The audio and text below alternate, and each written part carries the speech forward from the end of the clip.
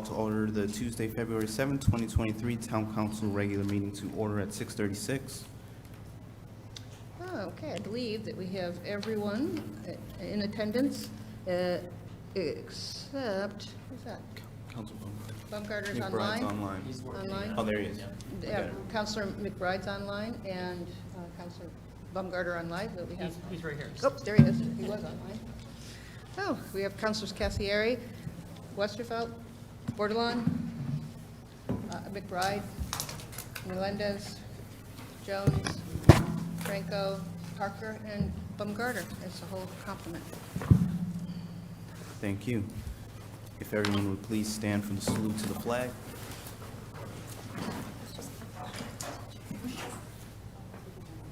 Pledge allegiance to the flag of the United States of America and to the republic for which it stands, one nation, under God, indivisible, with liberty and justice for all.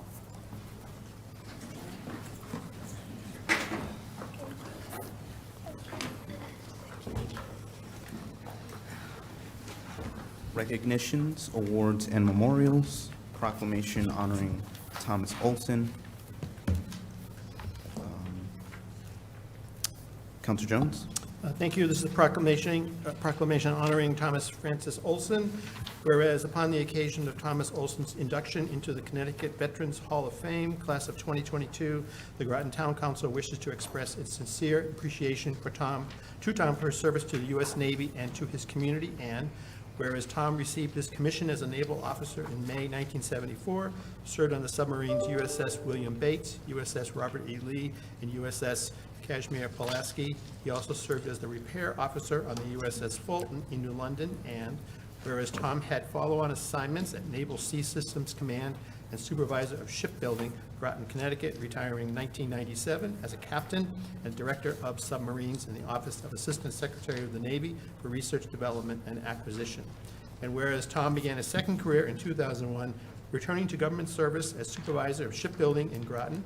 He retired from Subship Groton in 2018 as executive director. And whereas Tom serves as the commissioner on the Town of Groton Conservation Commission, where he has walked and documented all town-owned properties, along with being the driving force for the development of the Open Space Conservation Plan.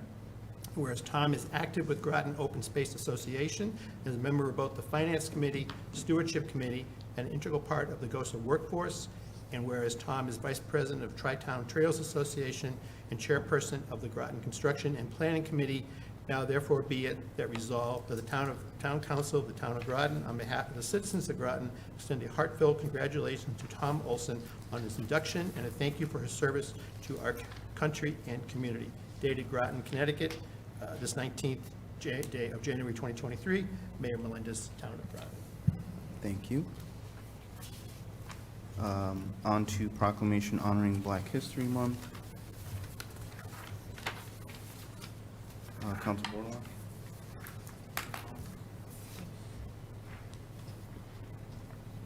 Thank you.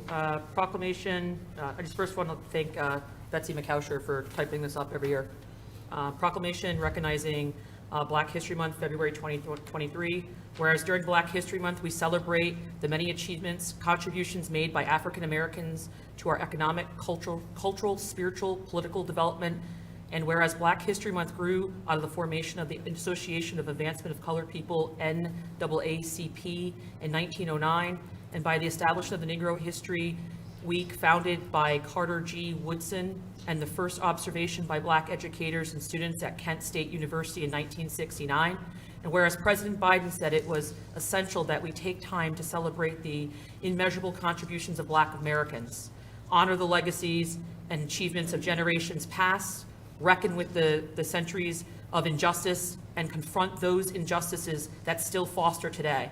And whereas Black History Month fosters culture, awareness, understanding, while encouraging education about contributions made by Americans of color, and whereas the town of Groton is proud to honor the history and contributions that Black and Brown Americans have given to our community, now there be it resolved in recognition of the efforts grown from people of color in our community, past, present, the town of Groton does hereby proclaim February 2023 to be Black History Month and encourage all citizens to celebrate our diverse heritage and continue the efforts to create a world that is more just, peaceful, prosperous for all, dated at Groton, Connecticut, this first day of February 2023. Juan Melendez, Mayor of the Town of Groton. Thank you. On to public hearings. We have one alteration of scenic road, 853 River Road. I have, All right, I'll read it into the record. Yes, okay. So you want to recess the council meeting and open the public hearing? okay. So the council meeting will stand in recess at 6:41, and we will open the public hearing. Clerk McCusher? Okay, Town of Groton, notice of public hearing. Notice is hereby given that the Groton Town Council will hold a public hearing on Tuesday, February 7th, 2023, at 6:30 p.m.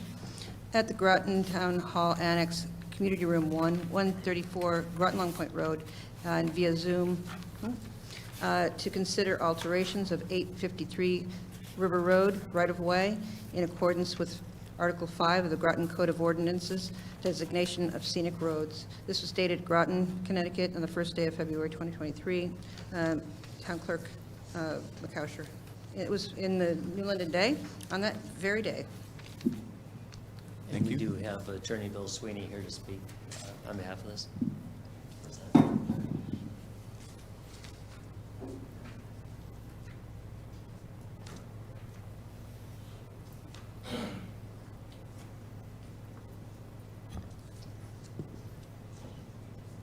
Good evening, members of the Town Council. My name is Bill Sweeney. I'm a land use attorney and a partner at the law firm Tobin Carberry in New London, Connecticut.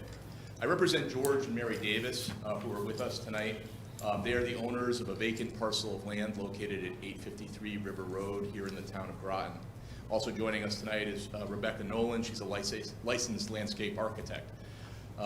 We're here this evening to seek approval from the Town Council for alterations within the River Road right-of-way located directly in front of the Davis's property. And as you're aware, River Road is designated as a scenic road under Article 5 of the Town of Groton Code of Ordinances. And pursuant to Section 13.5-123, we are required to obtain approval from this body for modifications within the town right-of-way, provided that we can show good cause. I've got a handout, and we did make a submission. I don't know what got into your packets or not, but if, Mr. Mayor, if I could approach and just provide you something that you could follow along with. Sure.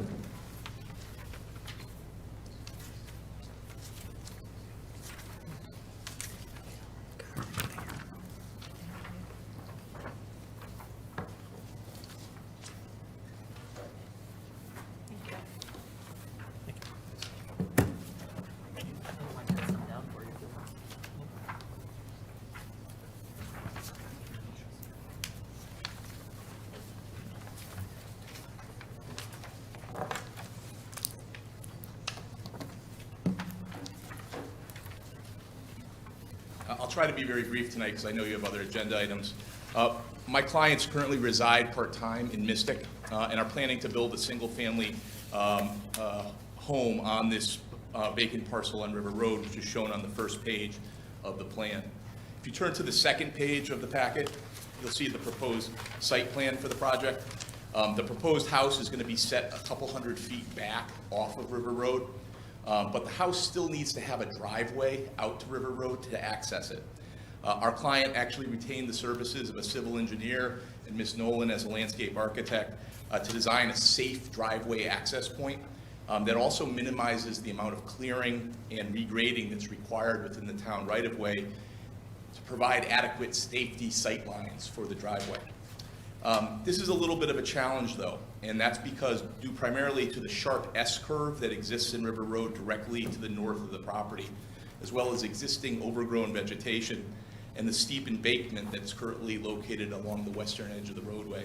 If you turn to the next 3 pages of my handout, you'll see some pictures that Ms. Nolan took of the roadway. The first is taking a look at the southeastern corner. The proposed driveway is actually, the driveway that you see here is the neighbor's driveway. The proposed driveway will be on the other side of the telephone, the power pole that has the extension pole attached to it. I have on the next photo is a blow-up of that. The proposed driveway will be just on the other side of this pole where that dead cherry tree now stands. But I think the last photo in the packet really explains the reason why we're here tonight is, as you can see, the roadway steeply, from the roadway, it's a very steep embankment along the western side, and it's all overgrown with a variety of pine and other deciduous trees and underbrush. And so when that driveway is located in that location, and when they look left toward the S-curve to the north of River Road, you want to be able to make sure that you can see oncoming cars, and oncoming cars need to be able to see people turning out of the driveway. So what our proposal does is locate the driveway as far south as possible on the property. It removes a small area of trees and underbrush directly adjacent to that driveway, and then regrades a portion of the embankment along that river road so that we can have a safe and adequate sight line to the north. My client has also, as part of their plan, if you looked at our write-up that we provided as well, has proposed to mitigate these alterations and improvements by installing a dry-laid stone wall along the entire frontage of the property. If you drive up and down River Road, you know that many of the homes have, beautiful stone walls in front of them. We're going to put one along the entire frontage, as well as we're going to replace the trees that we're removing right in the vicinity of the driveway with trees that are set back slightly on our side of the stone wall so that we can preserve the character of that strip of roadway. There's going to be, on a one-to-one basis, trees are going to be replaced for trees that are removed. In fact, the trees that we're removing, there's only about a half dozen of them that are mature trees, and that includes the one that's dead in the picture as well. So when you put the new stone wall up in front of the property and the new trees that we're going to be putting behind the stone on our property, that's going to more than compensate for any impact that we may be having to make because of safety concerns. In short, if I can just sum it up, safety dictates that we have to do some work in the town right-of-way for the sight lines, but we're going above and beyond from our perspective to try to restore the same area that we're impacting to protect the scenic beauty of the roadway and the neighborhood. I want to also point out that our plans were reviewed by Deb Jones in the Planning Department and also by Greg Hanover in the DPW Highway Division. They asked for us to add some notes to the plan, and Greg asked that we add 2 street trees, 2 red oaks on the town side of the stone wall, strategically located so that they could be street trees that meet your street tree ordinance requirements, but also don't interfere with the sight line. And so we've added those to the plan from our original submission. So in conclusion, again tonight, our client's legally entitled to reasonable and safe access to the property. The proposal has been carefully vetted and designed. We've tried to minimize, and where we couldn't, we've mitigated impact to the scenic roadway. But most importantly, the request is made for good cause, and which is what your ordinance requires. Because without safe access and a curb cut to River Road, my clients can't get reasonable use of their property and they can't build their new home. And so we believe that meets the standard for good cause, and we would ask for a favorable vote on this at the next appropriate meeting. I want to thank you for your time and attention this evening, and myself and Ms. Nolan are available if anybody has any questions. Thank you. Thank you. Is there anyone else who would like to speak at the River Road public hearing? Okay, seeing none, we'll close the public. I don't know if anybody online wanted to. We have around here on River Road, so I don't know if they wanted to talk. Everyone I see online is signed up for citizens petitions. I don't know. But if they could comment if they wish to speak.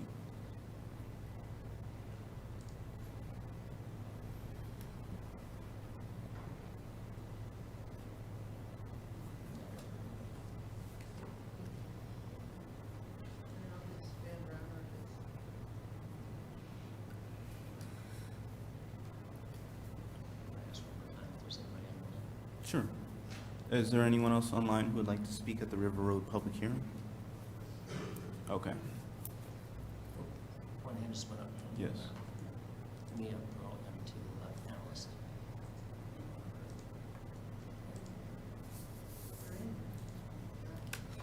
Yeah.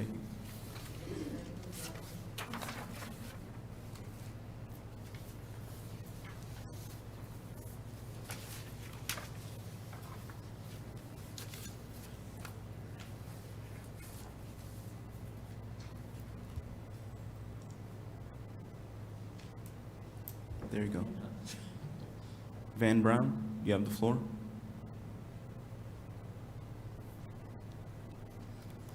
I think he's speaking, but we can't hear you, and you're unmuted, so I'm not sure why.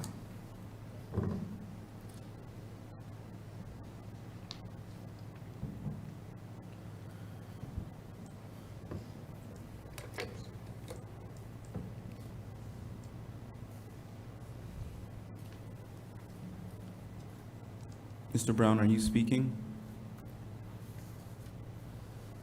Okay, yeah, I think he's speaking. We can't hear you.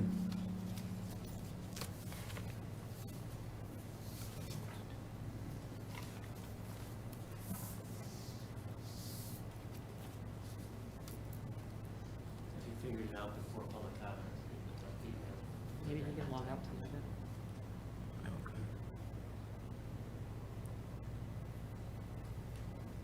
Okay. Okay.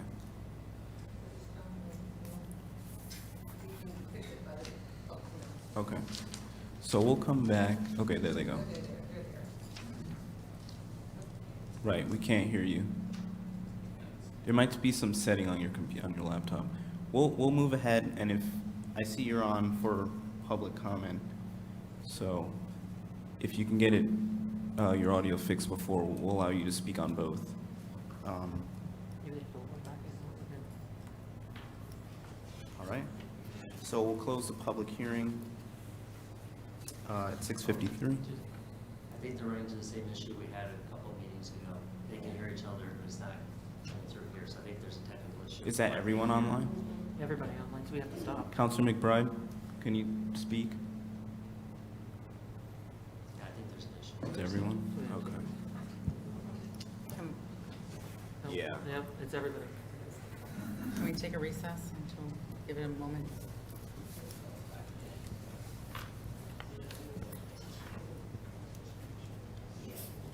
Quick recess. We'll recess the public hearing at 6:53.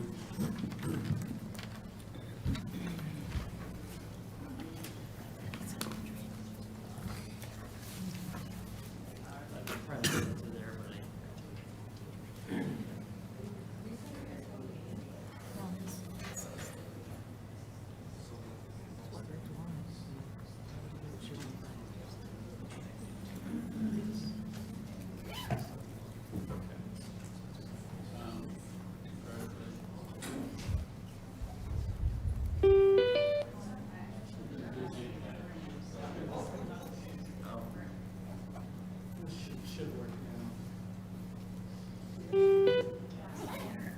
Hey, John. John Burt, it was, remember when the other room logged into the system and this happened? So we have to go in there and he had to go inside there and cut them off. Right, so yeah, this happened last time when someone logged in on the meeting on a virtual. It overtook our. Okay, The can you Bluetooth. speak, see if we can Yeah, hear you? they The two conflicted. Bluetooths get conflicted with each Cross. other. Counselor McBride? It's still Or cross. something in the air. It's still Anyone cross. else? It's the two Bluetooth accounts fighting each other. We have to go. Can you hear me? Yes. Yep.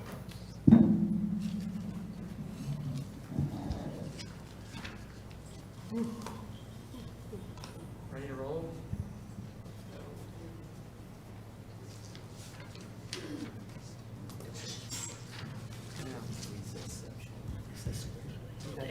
Tillman and Van Brown now. Are you gonna call it back? Yeah, so we're in recess right now. Once we come back, Let's call you it. can speak at the public hearing. you'll call them first. We recessed the public hearing at 5:53, so you can reconvene the public hearing and let them speak. Yeah. Then close Well, I the was gonna- public hearing.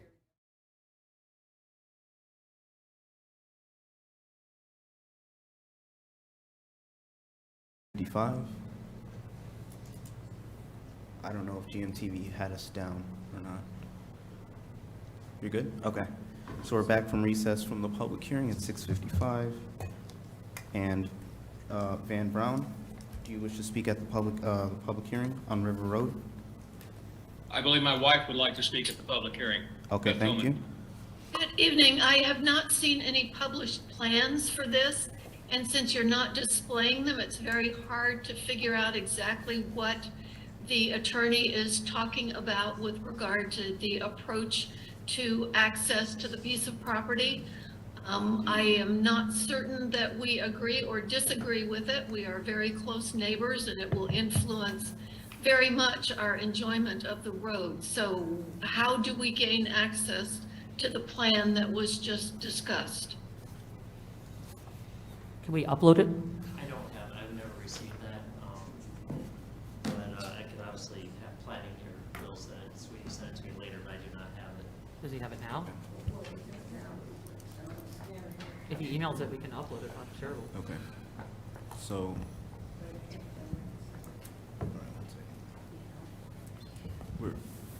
We can't really discuss it at this point. When we get it, we can post. Yes, I can send it to We can post and send out. All right, well then, is there a chance that you will adjourn this particular public hearing and reschedule it for the next time the public can comment?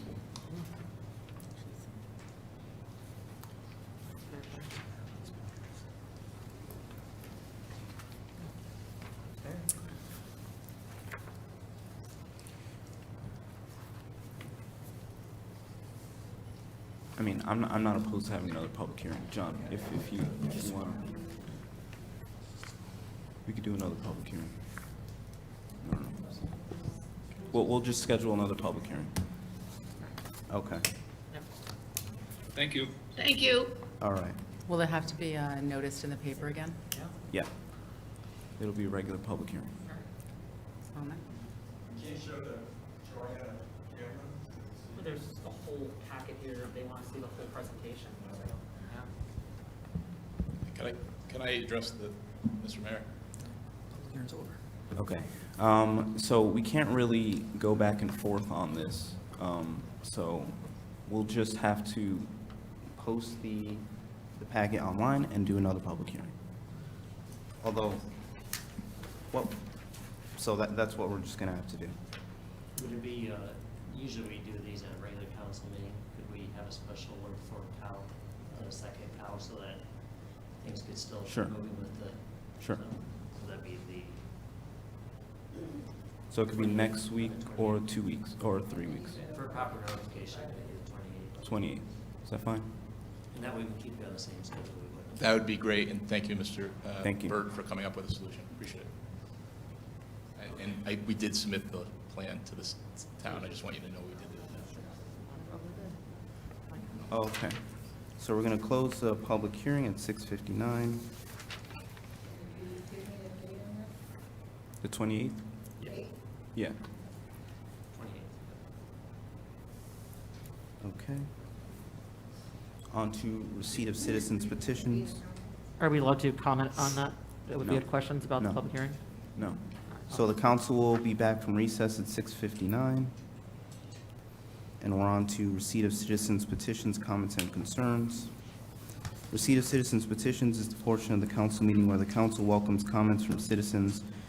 To address the council, please sign the sheet on the table at the front of the meeting room. When you're recognized by the mayor, please approach the podium, clearly state your name and address, and speak into the microphone. Each presentation should be limited to 5 minutes or less, and citizens should, if possible, submit comments. Presentations should be related to matters pertinent to Groton. To speak during this portion of the meeting via Zoom, please email council@groton-ct.gov by 4 p.m. on the day of the meeting. Okay, so we'll begin on Zoom. First on my list, I have Kelly Polson. Voting here.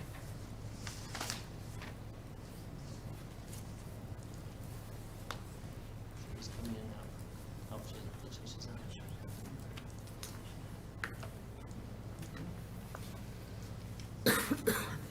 Good evening, Mr. Mayor and Town Council members. Kelly Polson, 112 Laurelwood Road.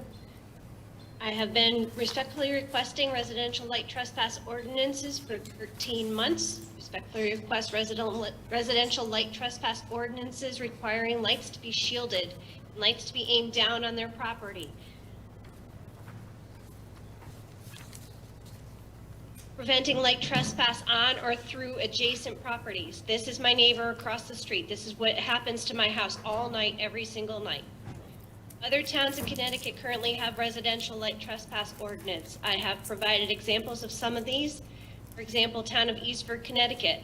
All businesses, residential and community roadways, sidewalks, and town property luminaries should be placed and installed with the idea of being a good neighbor by keeping unnecessary direct light from shining onto abutting properties or roadways, both public and private.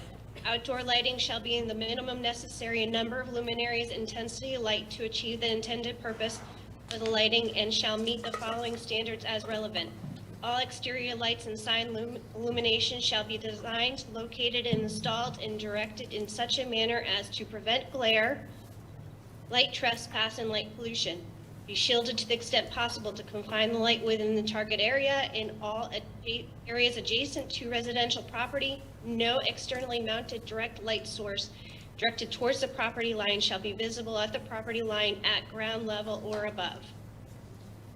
Over 180 Groton registered voters signed a petition also asking for residential light trespass ordinances.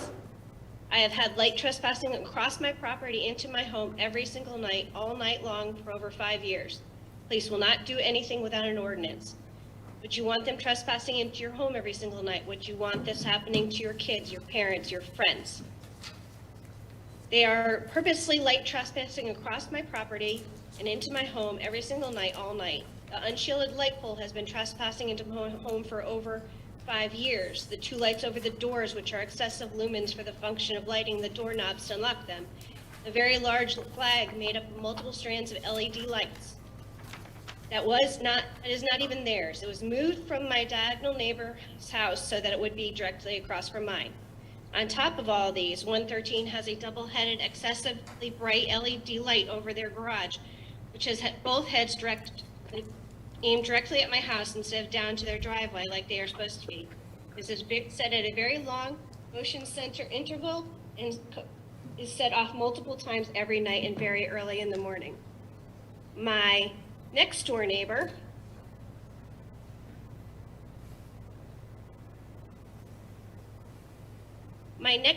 has a floodlight that is so excessively bright that it lights up my entire backyard. The light is aimed directly at my house and so excessively bright that you cannot see where you are walking. It also causes you to see spots. This same neighbor had moved their sump pump discharge hose inches from my property with the opening of the hose and the water aimed directly at my property. They also burn trash in their backyard rather than pay for garbage pickup. This is the kind of people I am dealing with. This is why an ordinance is necessary.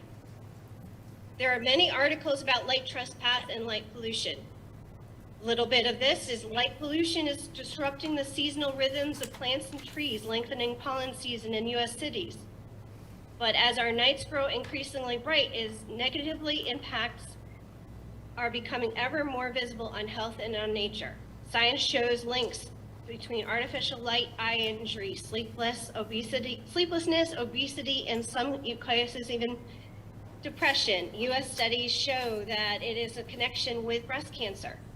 And as it turns out, light pollution is hitched to global climate change in importance and compelling ways, and protecting the night sky is paramount in avoiding worst-case climate scenarios. Light pollution is also a symptom of another serious problem affecting the entire planet, global warming. Respectfully request residential light trespass ordinance stating light poles need to be shielded to prevent light trespass, stating lights shall be aimed down on property to prevent light trespass on adjacent properties, stating floodlights are not allowed, stating lights shall be in the minimum necessary in number and luminaries and intensity of light to achieve the intended purpose of the lighting. Thank you very much. Hope you have a wonderful night. Thank you. Thank you. Next on my list, I have Jen Surf. Good evening, councilors. And my name is Genevieve Surf. I live at 6 Pearl Street in Mystic. And I'm here to address the council on the subject of the, excuse me, let me take this off. On the subject of the appointments of what happened at the last town council with the appointments committee and what was written about by David Collins in the day, and also a statement by Ed Johnson. In the day, I will just read one paragraph of David Collins's column. It says, in the title of the column is, Groton councilors rejected the savior of Downing Cottage. And people probably don't remember this, but the reason that this particular historic district commission did something like that, which is really unheard of, and resulted in activism from the part of citizens, resulted in gathering over 3,000 signatures to save the Downing Cottage, and the state took up the cause because the town was unable to. Why? Because in a previous council, it was thought that the people on the Historic District Commission were too historically and architecturally minded, and business-friendly people were then added to that commission in order for things like this to happen. This is the sort of same thing that this council is trying to do all to the Historic District Commission and to the Planning and Zoning Commission.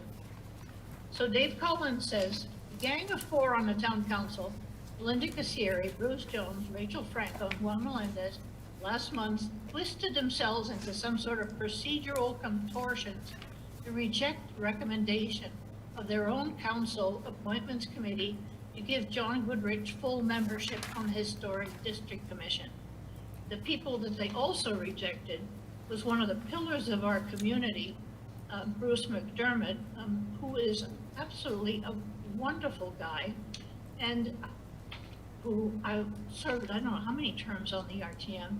He was the chairman of the Public Safety Commission. He's been a friend of mine for at least 20 years. Everybody knows him.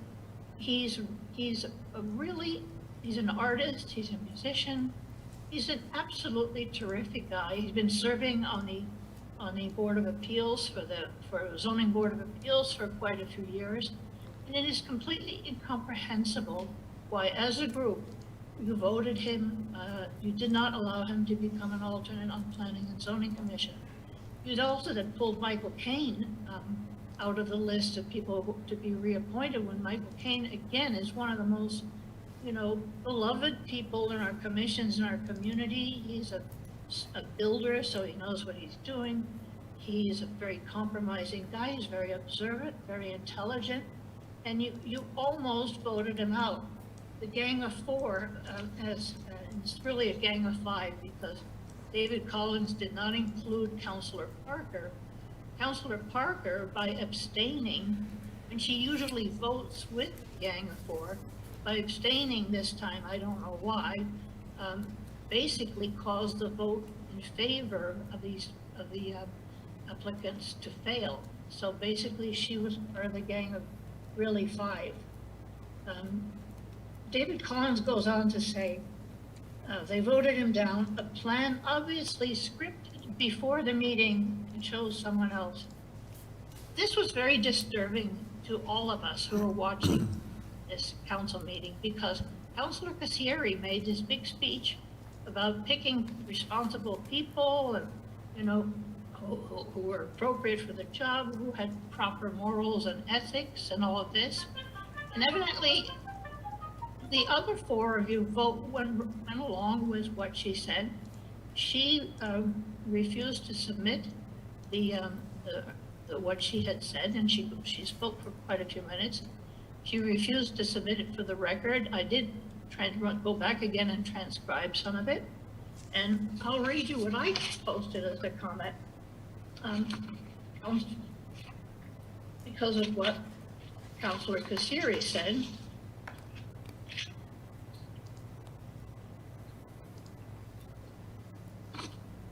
I can find it here. Here we go.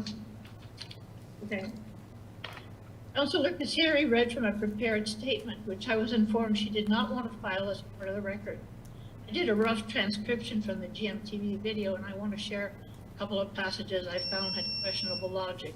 The first was right at the beginning of her statement, when she said she had discovered a disturbing Ms. Sheriff, trend your time has in the expired. appointments for various committees.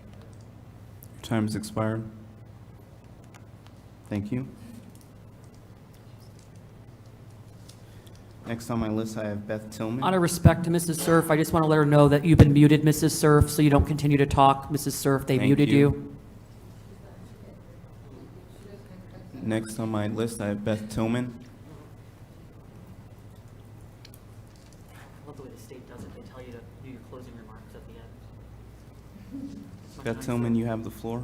Good evening, Beth Tillman, 925 River Road. I would like to thank the council very much for allowing the Zoom meetings to continue. I have had medical issues for the last month and a half, which make it impossible for me to attend meetings in person, and it is very wonderful to be able to attend meetings via Zoom.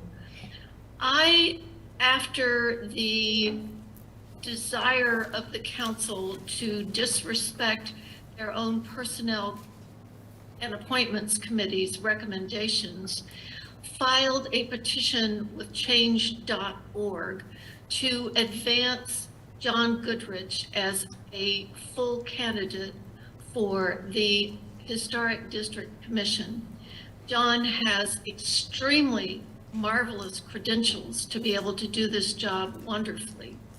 He has been, I fear, a thorn in the side of some of the town council whose agenda is murky, if not so pro-development that we cannot admit that there is a historic district in town.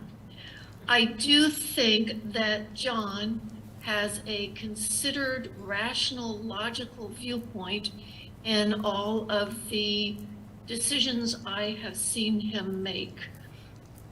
I would very much appreciate if the council would reconsider his appointment as a full member to the Historic District Commission. It would be right and proper to give full credence to your own committee who spent many, many hours vetting the people whom they advance for these positions. It is extremely disrespectful on the part of the counselors who ignore and vote down their recommendations. This, unfortunately, is not the first time this has happened. And I would hope that at some point, these counselors understand that the citizens do not agree with them, and they will begin to listen to what the citizens of the town of Groton have to say on matters. Thank you very much for your attention to this matter, and I hope you have a most pleasant rest of your evening. Thank you. Next on my list, I have Van Brown. Good evening. My name is Van Brown. My home is at 925 River Road, Mystic, town of Groton. Good evening, Mayor Melendez and town councilors. Once again, I stand before you, but tonight I especially stand before the voting block of councilors infamously known as Party of Four, or the Gang of Four. What an achievement. They could also just as well be said of them that they are the party of retribution or the gang of tit for tat. Sadly, in the gang getting even, it is the town that suffers. I know those people, those council members, those infamous fours, that they have very long memories, and I understand the risk I take in calling them out. I think our town is worth it. It seems to be that all experts are welcome here as long as they agree with the gang's agenda. It is sad that you ignore your own chosen experts, in this case, the Personnel and Appointments Committee of the Town Council, if there is an axe to grind. The gang has tried to co-opt the Planning and Zoning Commission because that commission stood against the gang's chosen criminal in the developing of the Oral School property. You four, have you ever stopped to consider the outrageous projects you have championed that have been stopped by the concerned people of Groton? How about, have you ever thought about how much you have cost the taxpayers of Groton in defending your position and projects that no one wanted? If you ever stopped your ego hyperdrive and got to know the people of this town, you might learn what we want. Now we are presented with a truly competent and, most importantly, qualified individual, which probably makes him most suspect in your eyes, John Goodrich. John has a proven history of representing the best interest of Groton and should be a full member of the Mystic Historic Commission. The problem with John is that he's in no one's pocket. John has been often successful in thwarting the town council and their influence on the Historic Commission by stopping Mystic from becoming a skid row of open bars, many hotels, aka short-term rentals, and serial McMansions replacing our unique neighborhoods. I think we've stumbled on the problem. Against your endorsed monstrosity, against what you wanted, John would not roll over and let you run over our town. It looks like you would rather give up our certification with all its benefits, rather than let someone truly competent and recommended by your own committee of experts be on the commission. Placing your desires before the town needs is a very hard position to defend. So yeah, here I stand before you. No, this is not what I prefer to do on a Tuesday night, especially since you were famous for blowback against anyone who opposes you. But I think the town is more important than my personal needs. You should try it. Put John on the commission as a full member. You are not backing down. You are engaging in the good politics of what is best for the town. Thank you. Thank you. Next on my list, I have Lauren Gauthier. She had asked earlier for the link, but I'm asking her. Okay. So we'll skip ahead. Next, I have Wendy Connell.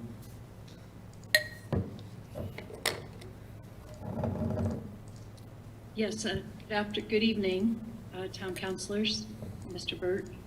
My name is Wendy Connell. I'm the director of the Bill Memorial Library. Just making sure you can hear me. Yes, we can. Okay, thanks. I am asking you to reconsider at your earliest convenience our ARPA request for internal network equipment necessary for an upgrade to fiber internet through CEN. Just want to give you some background to this project. Connecticut Education Network, which is CEN, supplies Connecticut schools and principal public libraries with fiber internet. They received a grant to connect unconnected libraries, such as Bill Memorial Library, with fiber. So the costs covered by that grant is nearly $70,000. In order to take advantage of this grant, Bill Memorial needs to upgrade its equipment to handle the fiber internet and enable Wi-Fi to reach our grounds. Basically, CEN is bringing the fiber to the building, and we need, on the other side of that wall, to upgrade our equipment in order to handle that. So it's like they're bringing a fire hose and we have a straw on the other side. So we need upgrades to firewalls, switches, electrical upgrades, things like that. I know in your last meeting you referenced a new program through the state that provides funding for broadband. This funding comprises two grants, one being the Digital Equity Program and the other is BEAD, or Broadband Equity Access and Deployment. Today I was able to talk with Doug Casey, who is the Executive Director of the Connecticut Commission for Educational Technology, who's managing the Digital Equity Program. And he said that the Digital Equity Program is not designed to pay for internal switches, routers, access points, etc., but rather to get residents online. I reached out to the manager of the BEAD program, but have not heard back. However, Doug Casey said about that program, and I'm quoting here, "It's not a great fit. That program is concerned first with connecting unserved households, not your case, then in connecting unserved community anchors, not your case, then generally to provide funds for digital equity efforts such as computers and training." In Governor Lamont's press release of December 13th, 2022, the money going to BEAD is for planning funds to build a roadmap and adopt strategies, goals, and measures to bridge the access gap. So neither of these programs will give us what we need in order to make the fiber internet work for us. And the timing is key. I spoke with Rachel Collard of CEN today, and they are looking basically daily to make sure they get the funding. The funding has been appropriated, they're just waiting for the funds to hit their bank account. And from that point, it'll be 150 days for the fiber build. So we could be looking at fiber internet before July. So funding is very important for us right now. We're the only location Bill Memorial is in the city of Groton where people can get free Wi-Fi 24 hours a day from our parking lot. Also, according to the 2020 census statistics, the city of Groton has a higher poverty rate than the town of Groton and a lower median income, and is thus disproportionately impacted by the digital divide. We hope that you will reconsider our request in the near future, and I want to thank you for your time and consideration. Thank you. Is there anyone else online who wishes to speak at this time? Do not have any. Okay, thank you. Next on my list, I have John Goodrich. Okay. Next, I have Halsey Land.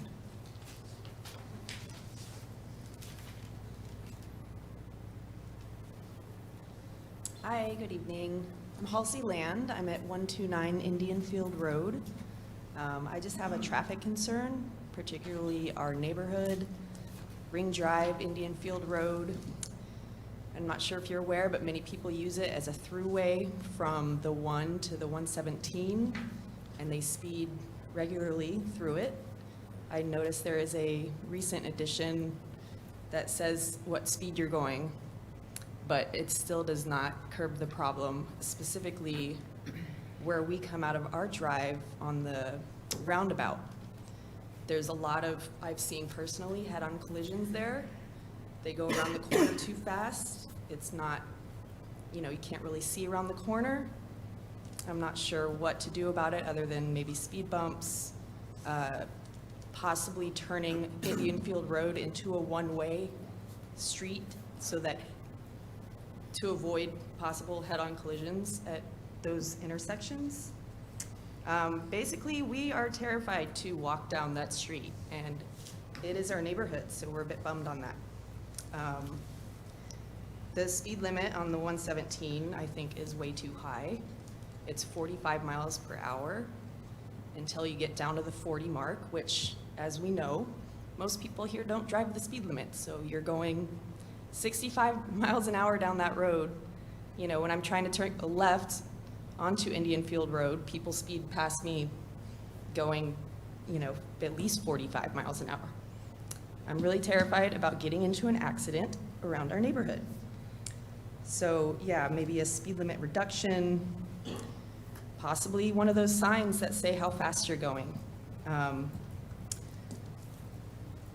That's about it for that neighborhood. Also, I noticed on the Allen Street exit off the 95, there was some, site work going on. I don't know if you guys or if the town has any plans on addressing that extremely dangerous intersection, but that's another very terrifying left turns off that northbound 95, taking a left onto Allen Street. So yeah. Thank you for hearing me. Thank you.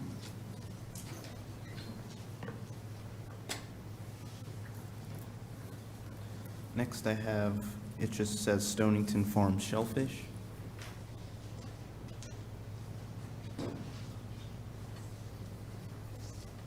Good evening. My name is Dana Hines. I live at 561 Noank Road in Mystic. And I second that Allen Street exit, by the way, on foot 95.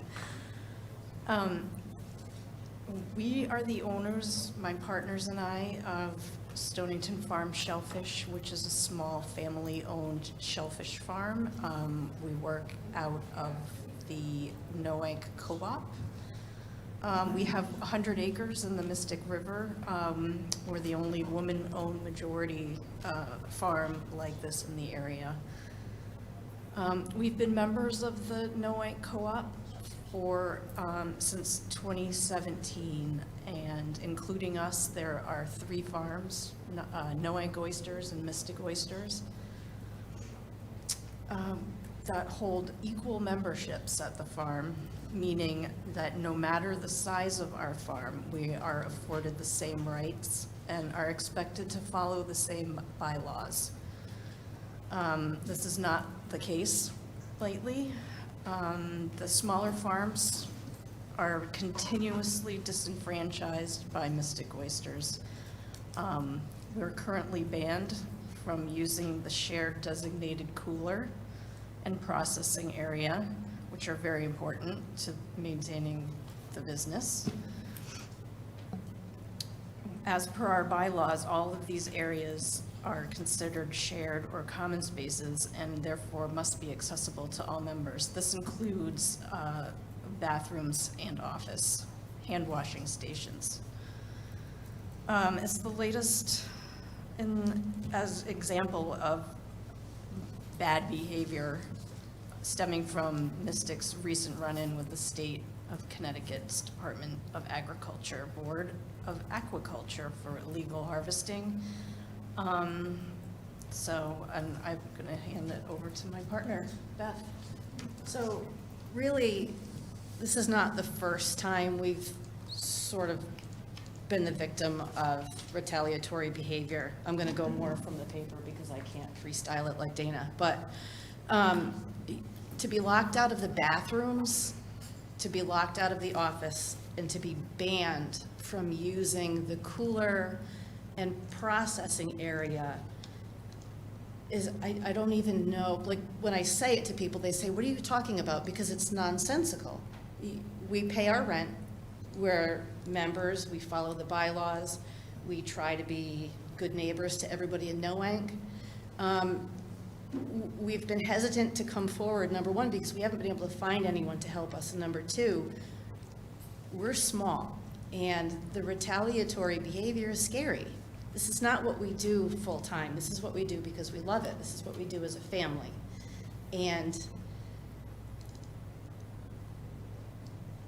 the last time, and this really irritates me, so it's hard to read it, but the last time I brought a concern to the president of the co-op, who's also the owner of Mystic Oysters, I was referencing a small corner of the parking lot where we keep our gear, and every time we go to get our gear out of it's a pod, they have pallets piled with cages and various aquaculture gear in front of it.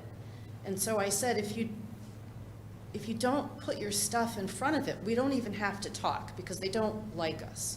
So we really pretend that the other party's not there, which is uncomfortable.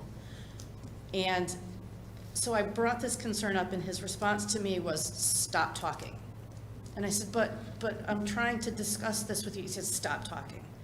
And so I was shut down like that. And I'm an equal member of the co-op, and I was just trying to express that if you just let us have our little corner, we don't have to have any interaction. We have gone to the Shellfish Commission, the Groton Shellfish Commission. They understand our concerns and our problems, but they feel that because the co-op is on land, it's out of their jurisdiction. We have a New York, sort of like a sister co-op in New York, and they don't want to be involved. I don't know where else to go. So if you don't have a recommendation for us, if one of you can't help us, if you could point us to someone that could help us, that would be really great, because we do, and it's not to sound great or to toot our own horn, but in the last 7 months, I think we've raised $3,000 for charity. We are signed up with a local organization to start field trips. We want to share the co-op with people. People don't know we exist. They only hear Mystic Oysters, and that's okay. And competition is okay. But we deserve to have our space, and we deserve to not be locked out of it. And we deserve to go and spend a Saturday farming with our families and not be physically sick because of the anxiety, and not knowing what we're gonna find, how we're going to be treated, what the snide comments are going to be.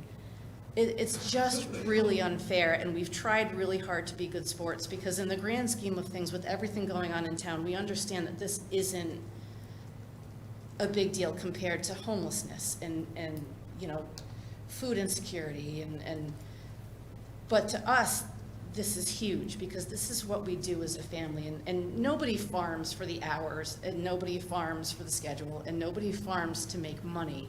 You do it because you love it. I'm a 4th generation commercial fisherman. And this is how we spend our time. And to be prevented from doing it when we're not doing anything wrong and we're only asking to have access to the space that is rightfully ours and written in the bylaws, I don't understand how this is such a problem for us. And we can't fight it alone anymore, and we really need some help. So if somebody could help us, it would really be appreciated. And thank you to Betsy, who's been helping me, and I've been sending her a million emails. To Connecticut as a resident, and then provided volunteer services. In my case, I've done 25 years here as a volunteer, both as working as a Navy civilian, but working up in Ledyard and here in Groton for the last 15 years. And being recognized for that was a great honor for myself and for the other 10 honorees that were present at the ceremony, as well as 2 that were honored posthumously. And I want to thank the folks from the town here that helped in getting my recognition, but also just to encourage others to apply for this honor. There's only been like 2, I'm only like the 2nd person from Groton. I'm number 184 from the state that's been recognized since the program started in 2005. I just wanted to give you that background and express my appreciation and encouragement for future and other persons to be honored as such from the town of Groton. So thank you very much. Thank you.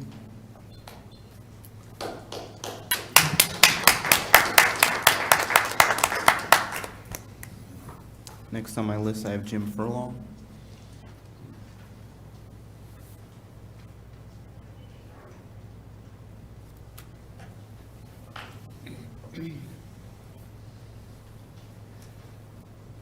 Good evening. My name is Jim Furlong.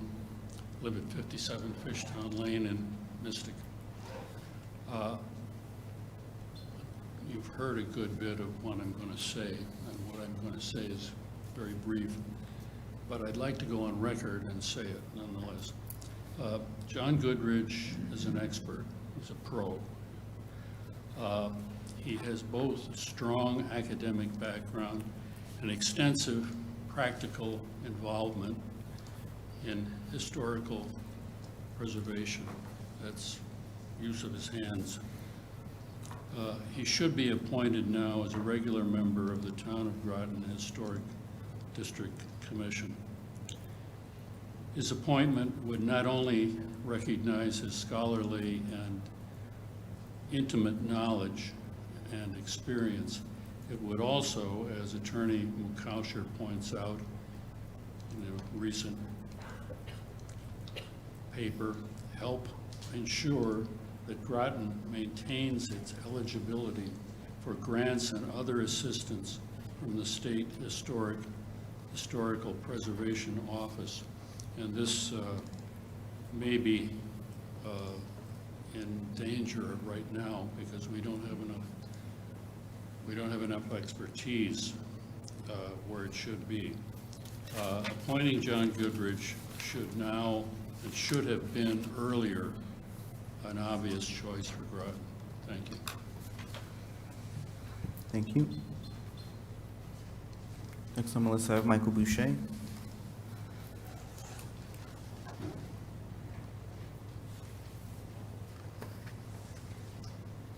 Good evening, Mike Boucher, 16 Hillside Avenue, Groton. First of all, I'd like to congratulate Tom for his proclamations and awards. I've had the honor of working with Tom on many bridge projects on some difficult trails in both Ledyard and Groton. He's very strong. He can carry a 6x6 sleeper for miles, and he's just a great group leader. It's a well-deserved award. Thank you very much for all you've done. Also like to give a nice thank you to John Burt and the Town of Groton Public Works Department for their cleanup at Groton Heights School. They did a great job. I was by there today. I really appreciate your effort. If possible, John or somebody else, if we could just have an update on Groton Heights School. Last I knew, their man was going to move in, but there's been a problem with contaminants in the school that may cost over $1 million to remove. So just so the neighborhood and the rest of the city can know what's going on with that school. And also Colonel Ledger's school. I haven't heard any proposals for the school since last January 2022 at a Planning and Zoning Commission meeting, and since then it's been very quiet. So it'd be nice to have an update on that neighborhood school. And these are neighborhood schools. There are people that live around the schools. So it would be nice to see something happen. I echo everyone's compliments on John Goodrich. He belongs to the Historic District Commission. I mean, it's such an easy choice. It's hard to believe that anyone would deny that.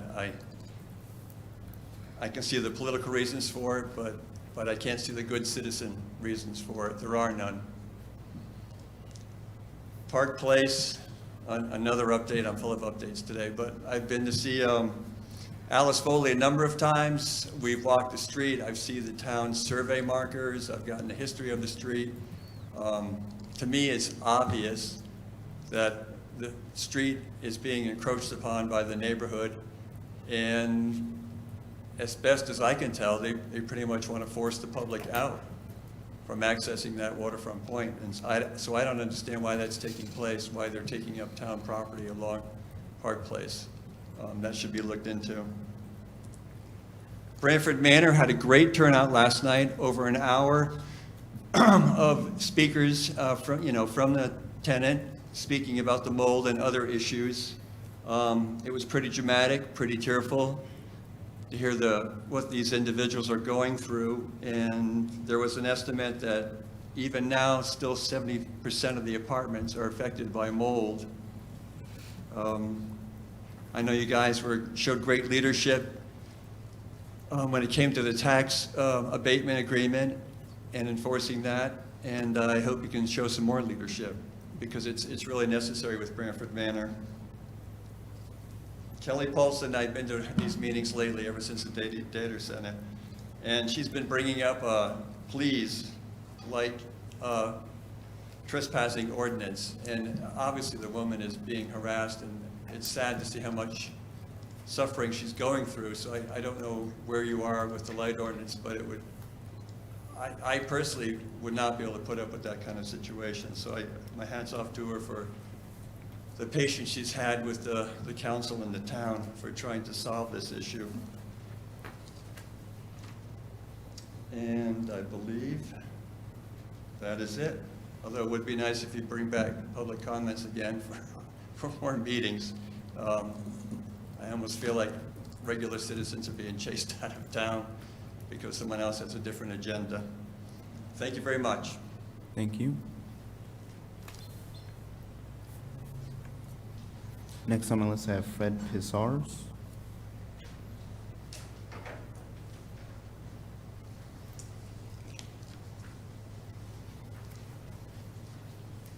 Good evening, Mr. Mayor and Town Council. I'm here again to speak about the ARPA funds to benefit the Groton Little League and really taxpayers with families in general. I live at 29 Triton Place in Groton. I've been a baseball coach for 4 years and I'm on the board for Groton Little League. There's been an idea of a 50-70 field being created in the community center that has potential being put on the back burner because of funding. Meanwhile, the discussions of how to spend additional funding. I'm not here to ask for funding. I'm here to ask you guys to keep it, to reinvest it into the town. I'm asking you to keep $20,000 to invest in the 50-70 field at the community center. That's what it is estimated that the play would cost, and that's with the grass infield that's been adjusted. I'm asking you to reinvest in the town we live in, to reinvest in the citizens, and to reinvest in the youth of Groton. We said the Pledge of Allegiance. I'm a veteran. I strongly believe in that. I'm also asking you to invest in the American pastime. Reinvest in tradition. Reinvest in the tradition of families gathering at the local baseball field to enjoy a hot dog and a baseball game with neighbors.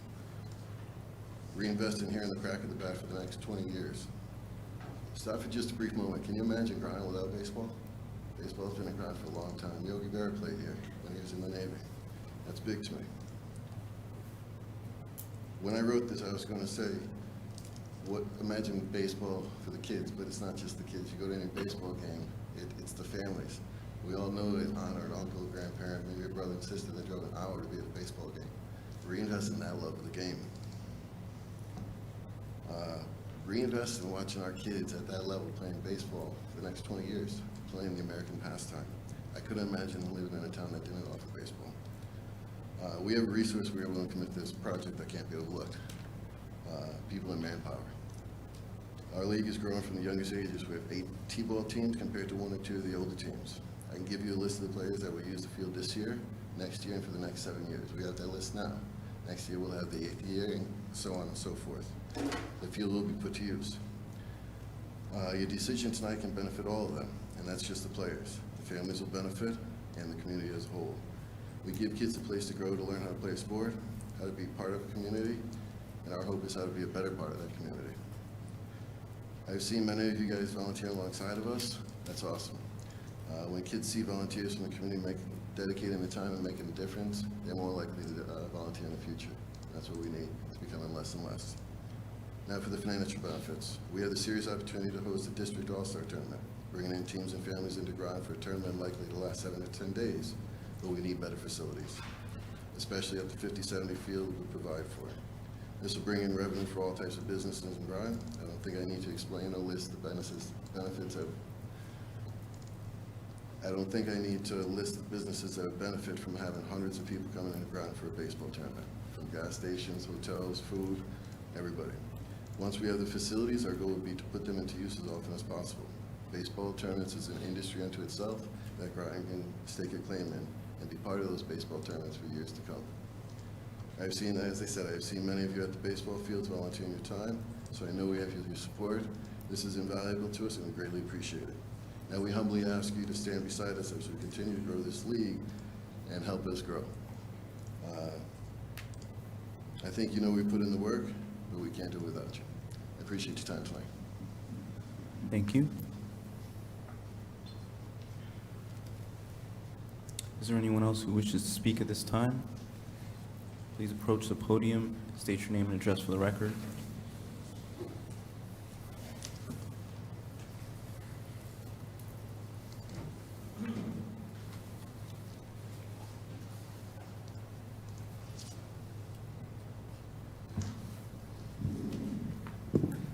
Hello again.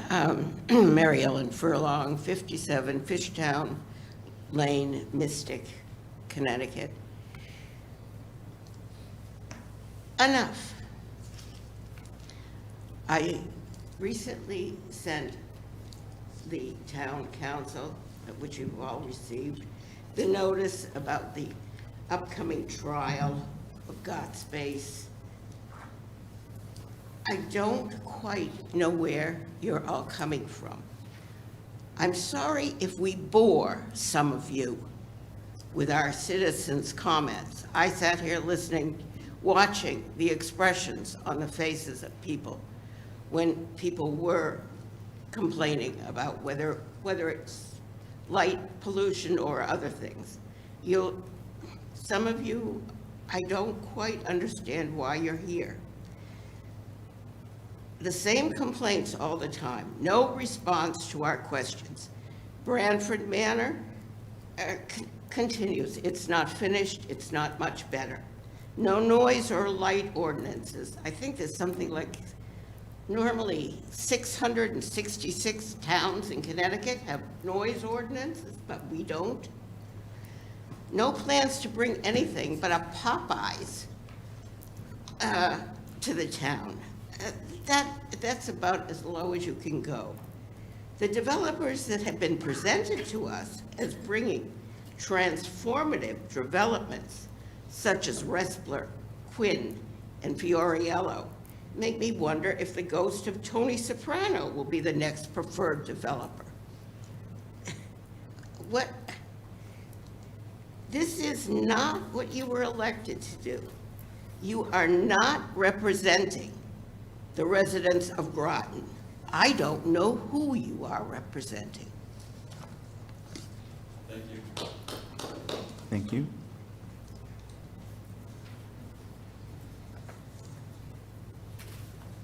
So your name and address for the record?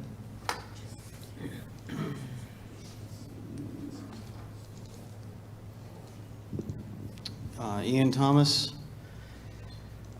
24 Jefferson Drive. I'm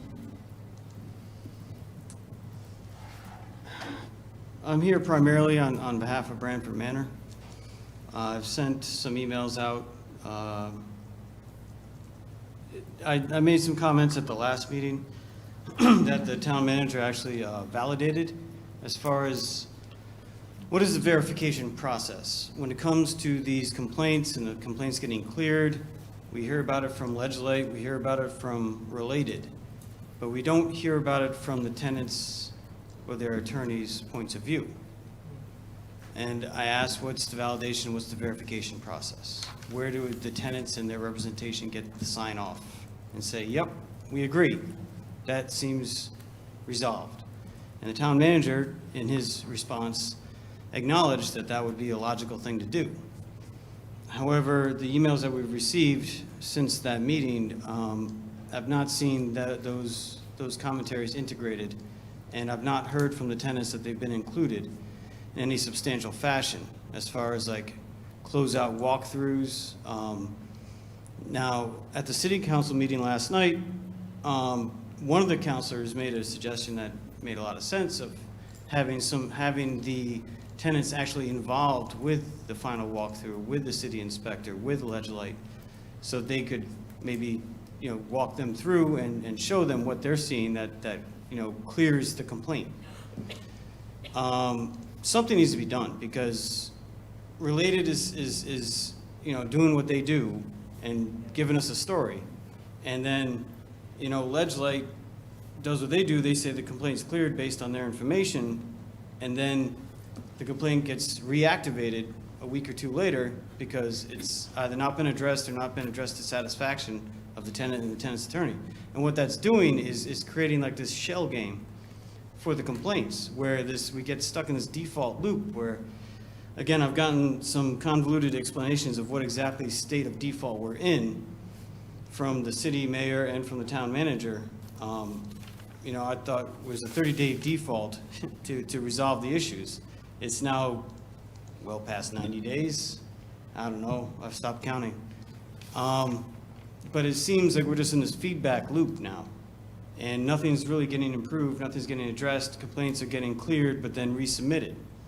So I would urge the town, and I know the town doesn't have much oversight leverage, so to speak, but we are essentially paying for that deal. We are paying because we're abating their taxes, so we're not getting money.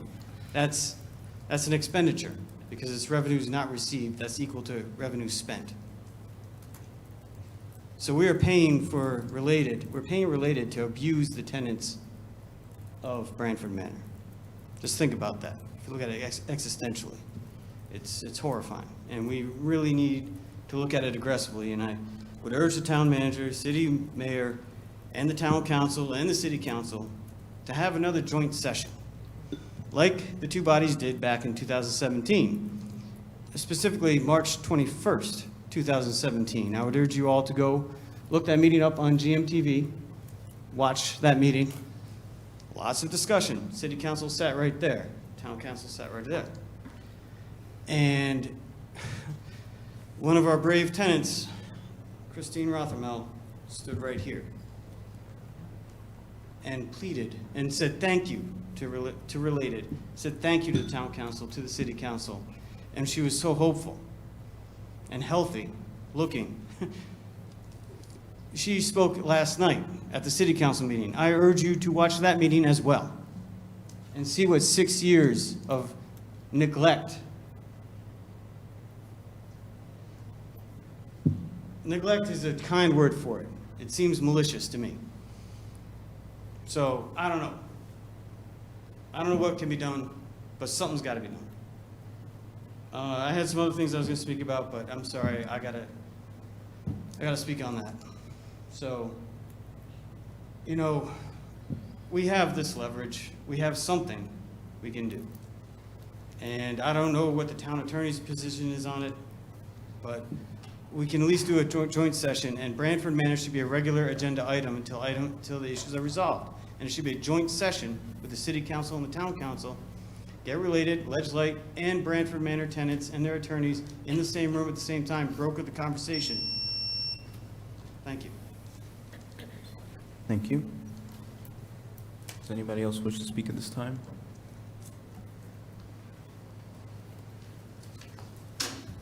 Okay, seeing none, we'll close this receipt of citizens' petitions. And we'll move on to the consent calendar. All matters listed under consent calendar on the agenda are considered to be routine and will be enacted by one motion. No separate discussion of these items will take place unless cause is shown prior to the council votes on the motion to adopt. And I'll make a motion to move the January 3rd, 2023 meeting minutes and the special trust fund contributions of January. Is there a second? Second. Moved by Melendez, seconded by Parker. Councilor Franco? Thank you. I think there was some kind of issue at this meeting related to the Fair Rent Commission and the members who are allowed to serve on that committee. Can I get an update as to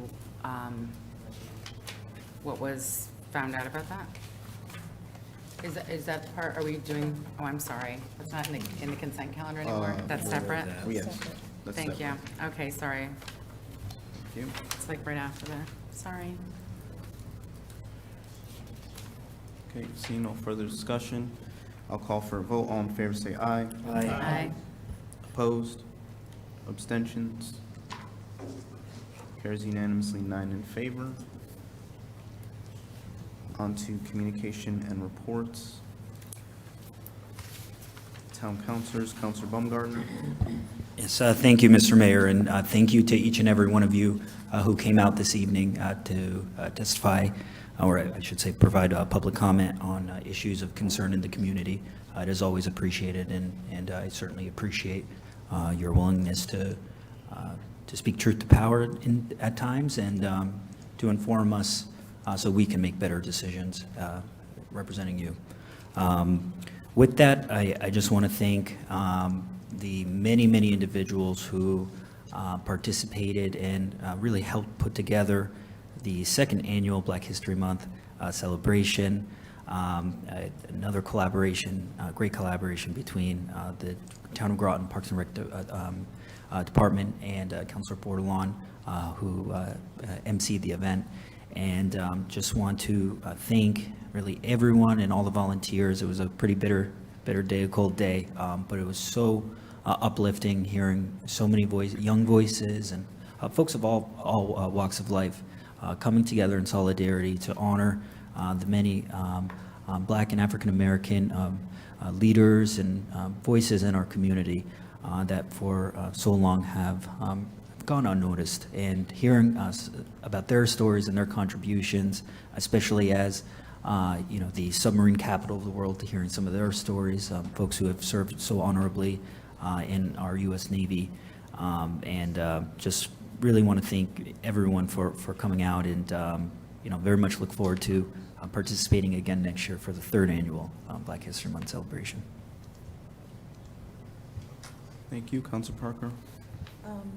Received many communications via email and attended the Black History Month, but as a different hat, but it was, as Councilor Baumgartner said, it was bitter cold.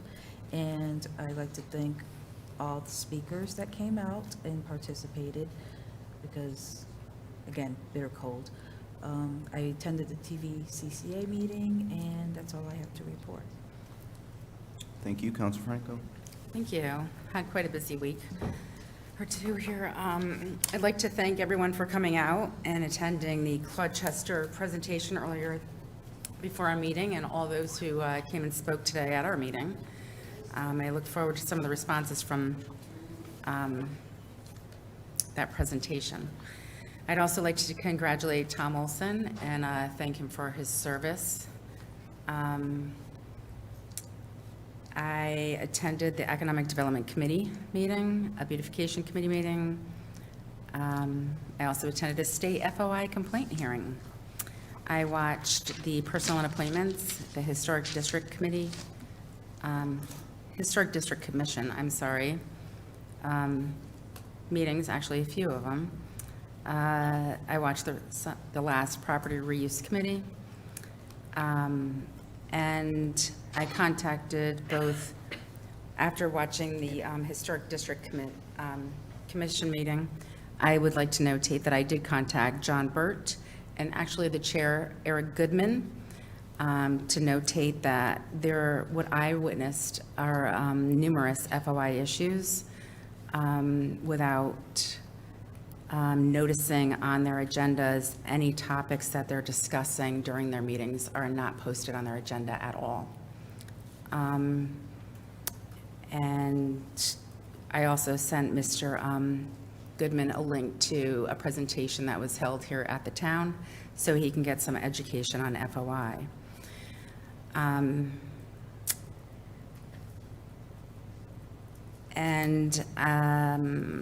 Some of the other comments I will wait and ask under the appropriate heading of communications coming up. Thank you. Thank you. Counselor Jones? Thank you, Mr. Mayor. I also received the various communications and emails from residents and the town. Tonight was very good with the Gloucester presentation, was very well put on by Chad Frost and the Department of Planning. I also had the honor of being able to be at the reception for Tom Olson for awarding him the proclamation and all the volunteer work that he's done. And this past week, attended both the city and the town's Black History Month flag raising celebrations. There's terrific turnouts from both sides, and I think they were very well attended and very well run, both of them. So I think that's it. Thank you. Thank you. Counselor McBride? Thank you. Good evening. I don't have anything special to report this evening other than the normal responsibilities of a counselor. So nothing new other than the emails and so forth others are discussing. Thank you. Thank you. Counselor Bordelon? Thank you. First, I just want to thank the town staff that supported me in my idea of how I was looking to gather speakers. It was great. Within a week and a half, I was able to get a keynote speaker, a poet, and many other wonderful speakers, along with our U.S. Navy present for the Black History Month flag raising. We were able to raise 6 flags throughout the town of Groton and 1 banner down at Pequannock Plains. This is the 2nd annual, and it's been something I've been very passionate about. One of the reasons I got involved was to make sure that representation was diverse and had a chance to look like everyone in our community. And that's something I strive for from day one, looking at ways to diversify our police department, our town staff. I'll never forget the day when John called me up and said, hey, I've been stressing for minority recruiting, and he had a hit, and we've been working forward in diversifying. So that's very exciting. The turnout was great. Thank you to the counselors who did attend and that helped support, Juliet Parker, Andre Baumgartner, Juan Melendez for being part of the celebration. All the speakers, of course, the Groton Parks and Rec, and John Burt, as well as Mr. Greeley and his staff for helping with the filming. The celebration continues as Black History Month is the shortest month of the year and the coldest month on this side of the coast. But there are plenty of opportunities to get involved, and I encourage you to do such. It's so important. When I found out originally that there possibly wasn't going to be something this year, and I decided to take it on with the help of the town staff, one of the things I remembered is having youth come up to me in the community and say, Mrs. Bordelon, I've never seen Black History flags raised anywhere in this town.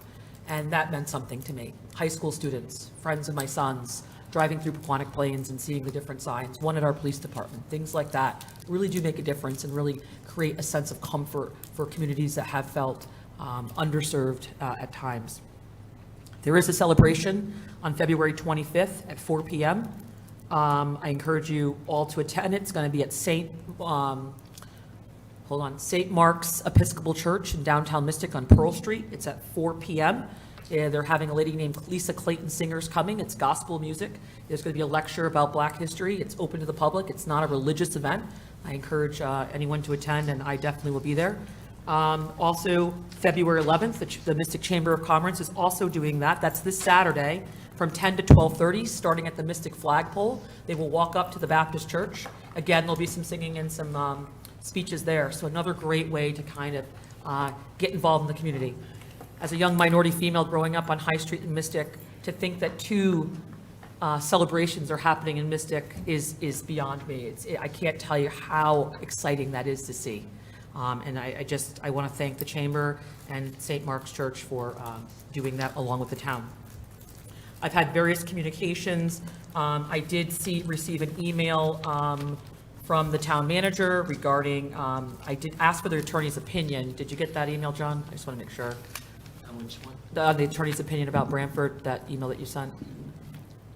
Because you sent an email saying that So what about the it? attorney, there was a. Yeah, I know what are you asking me though? Did you have, you said the attorney's opinion is that we take the lead of Ledge Light Health District and the city building inspector, correct? Is that what you said in the email? Correct. Right. And I asked, could you send the attorney's opinion so I can just kind It's of. not written. It's been ongoing, and I talked to him again this morning. Okay. Two of Yeah, them. if you could commence it to writing, would be helpful, because that way I can share it with the, the people of Branford Manor. There's got to be another way. So that, I also attend the city meeting where people have spoke. The Branford Manor community is still not happy. They're needing help and support. I also did attend the state hearing for a bill, and it spoke about community having, town meetings having the ability to have public comments at all meetings. It was actually very enlightening, and I encourage folks to watch that. It did speak about response to citizens' petitions, as well as the option to respond to things that are on the agenda. And the lady from the FOI Commission who spoke, I can't think of her name, she seemed a little perplexed about the Groton rule, so I think we need to look at that. I'll be sending that as a referral. But I do have concerns as to how we have to take the lead of the city inspector and our attorney saying that we have to listen to Ledge Light Health District, but we're the ones abating the taxes. So maybe we move to full termination. I don't know. I just don't understand how we don't have a stake in that. I also did receive a letter that was from Mr. McCousher, Attorney McCousher, regarding the decisions of the town of certain counselors and the body as a whole for voting off of someone who's not recommending someone as a voting member, as an alternate to a voting full status. We all received that. I did ask John for the attorney's opinion. Did that come in yet as well? Not yet. As Okay. mentioned, it's probably gonna be a few days. Yeah, and there's an appendix with it, so it seems pretty black and white to me. And the other thing that we received is some more information from Ledge Light Health District. But again, the email that came out with the discrepancies where the attorney, R. Scott, is stating that here's her sheet, here's what Ledge Light Health is saying, and here's what the building inspectors. John agreed in the email that he sent to the council that there were discrepancies, but he said that the attorney stated that they take the lead of the building inspector in the city as well as the Ledge Light Health District. So those are the things I have. And I just want to make sure I didn't miss any other communication. Something about the Attorney General from the town manager stating that, there was this delighted to share that some exciting news that the community police officer, that Heather McClellan has been selected as the finest for the United States Attorney General's Award. So that, congratulations on that. I don't know, John, are you going to be sending us any information regarding the Attorney General representing our Chief of Police as well in that lawsuit? That's not a town. It's not a issue. town thing? No. Okay. I didn't know, because I know that he's representing, I didn't know, when I saw Attorney General here, I thought it was referring to that thing that was in the paper. And those are the Historic District Commission, and that's it. Thank you. Councilor Westervelt? Thank you very much. Like all the counselors, I've received lots of emails on most of the subjects that we've already been discussing. I would like to reference and read for the public and enter into the record the letter from Attorney McCousher I believe the public needs to hear that, so it'll only take a minute for me to read it. It's members of the Groton Town Council, 45 Fort Hill Road, Groton, Connecticut, 06340. CC Mr. John Burt, delivered by email. RE Groton Historic District Commission and Certified Local Government Program. Dear members of the Groton Town Council, I represent Mr. John Goodrich, who resides at 1315 River Road, Mystic, in the town of Groton.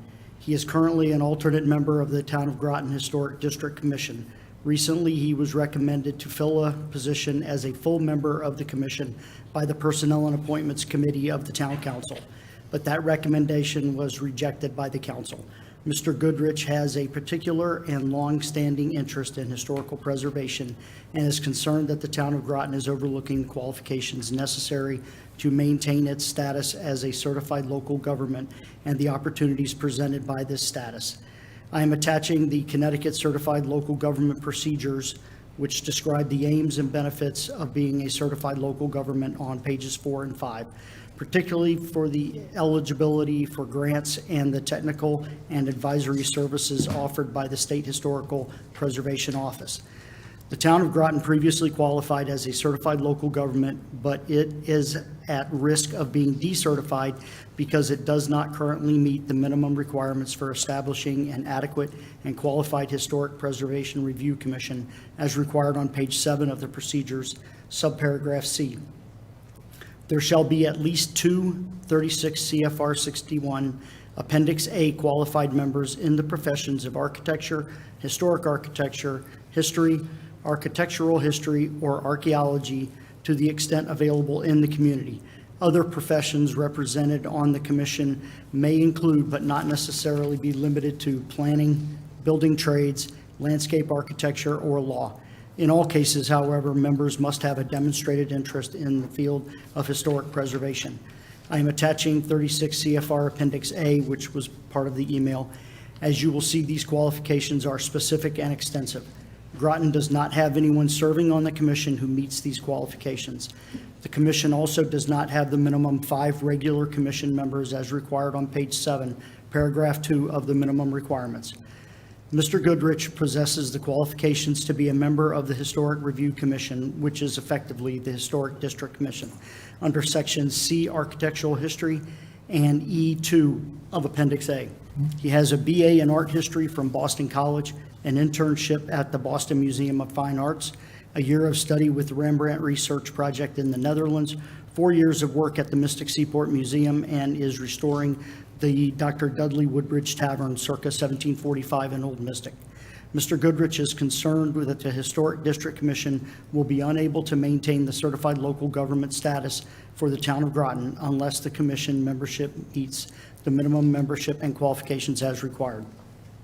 He, of course, was disappointed to have been approved as a regular member previously, but he feels it is important that the council be aware of the ramifications of the membership as constituted. The town will be depriving itself of funding and expertise, which could only enhance the efforts to preserve our heritage. He requests that the council address the issues raised in this letter, and specifically, he would ask that the council appoint him to the commission as a regular member so that he may serve and help preserve his community. Very truly yours, Edward E. McAusher. Thank you.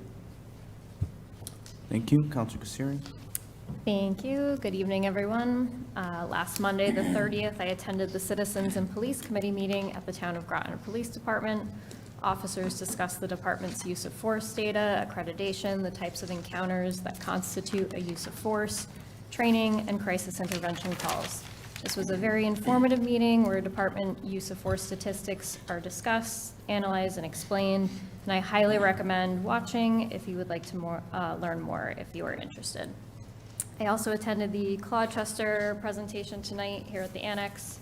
I received various communications regarding electric boat housing, an invitation to the event this Saturday that Councilor Bordelon referenced, an announcement that Dee Morrison will be appointed as the new Director of Finance, the FOIA request regarding Mystic Education Center, Historic District Commission, Ledgelight Health District Branford complaints, a letter of support from Mr. Berry in regards to fields for the Groton Little League, an email regarding a public hearing this Friday for Senate Bill 660, which calls for a study of feasibility of developing an intermodal transportation center, including a parking structure and a water taxi system in Mystic. Light pollution, an announcement that Officer Heather McClellan has been selected as a finalist for the United States Attorney General's Award for Distinguished Service in Community Policing. Congrats to Officer Heather McClellan. The town of Groton is very lucky to have you. And I also watched various subcommittee meetings. Thank you. Councilor Bordelon? Yes, thank you. I also wanted to, someone gave me a sheet and I did not bring it, I apologize. St. Mark's Episcopal Church in Mystic on Pearl Street is also offering free tax prep for anyone from moderate to low income, single mom, seniors on fixed incomes. It's a great service. They have, I think they've been doing it for, I don't know how many years. It's a community outreach. I will post the link on my page, but you can contact them directly. Again, it's St. Mark's Episcopal Church on Pearl Street in Mystic. Their goal is to make sure that the way they explained it to me was that you get your full refund and not have to pay a fee if you're on a fixed income. A lot of folks do the extra accelerated version and then end up paying like $100, and they really could use that money. So if anyone's in need, you can reach out to me. I'll send you the link. But I think it's a great asset, and I hope it helps somebody. Thank you. I was able to attend the, I believe, 70th anniversary of the Coast Guard Women's Reserves. They go by the name SPARS, which is short for Semper Paratus, always ready. They celebrated with a basketball game, which they were able to win, and a luncheon that was attended by the Lieutenant Governor, Senator Blumenthal. So I was honored to be invited to attend and excited that they were able to win their game. I'd also just like to, like other counselors, congratulate Officer McClellan. I have the email here. I'll just read briefly. It comes from the Attorney General's office. It just says, "Greetings to the attention of Chief Louis J. Fusaro. Congratulations once again on Patrol Officer Heather McClellan being selected as a finalist for the 6th Annual Attorney General's Award for Distinguished Service in Community Policing. The Attorney General's Award for Distinguished Service in Community Policing recognizes individual, state, local, or tribal sworn rank-and-file police officers, deputies, and troopers for exceptional efforts in effective policing. The final awardees will have demonstrated active, exceptional performance in one of 3 areas: innovation in community policing, criminal investigations, or field operations." So, just like others have said, we're very lucky to have Officer McClellan here, and I hope you win the award. I believe it's well deserved. With that, we will move to clerk of the representative town meeting. Thank you, Mr. Mayor. The January meeting for the representative town meeting was canceled because they canceled it. We have a meeting scheduled tomorrow, February 8th, 7 o'clock at Thrive 55, formerly the Groton Senior Center.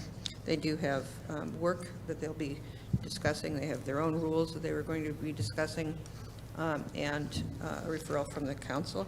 There's still a vacancy for Democratic seat in District 1 and a Democratic seat in District 3.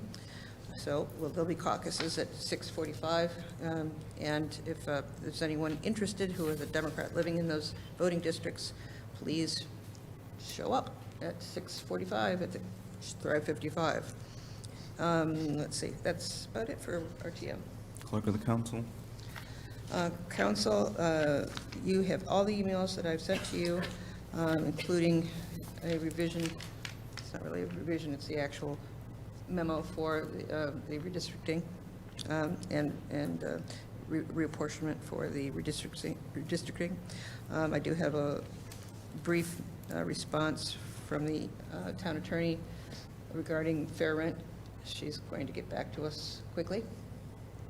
All right. Town manager. Good evening. First, at a recommendation of Council Borderline, we are adding more automatic external defibrillators, that's a tongue twister for me, to several more places that are missing in the town. We're installing 5 more. 3 of them at least got it installed today that I know of.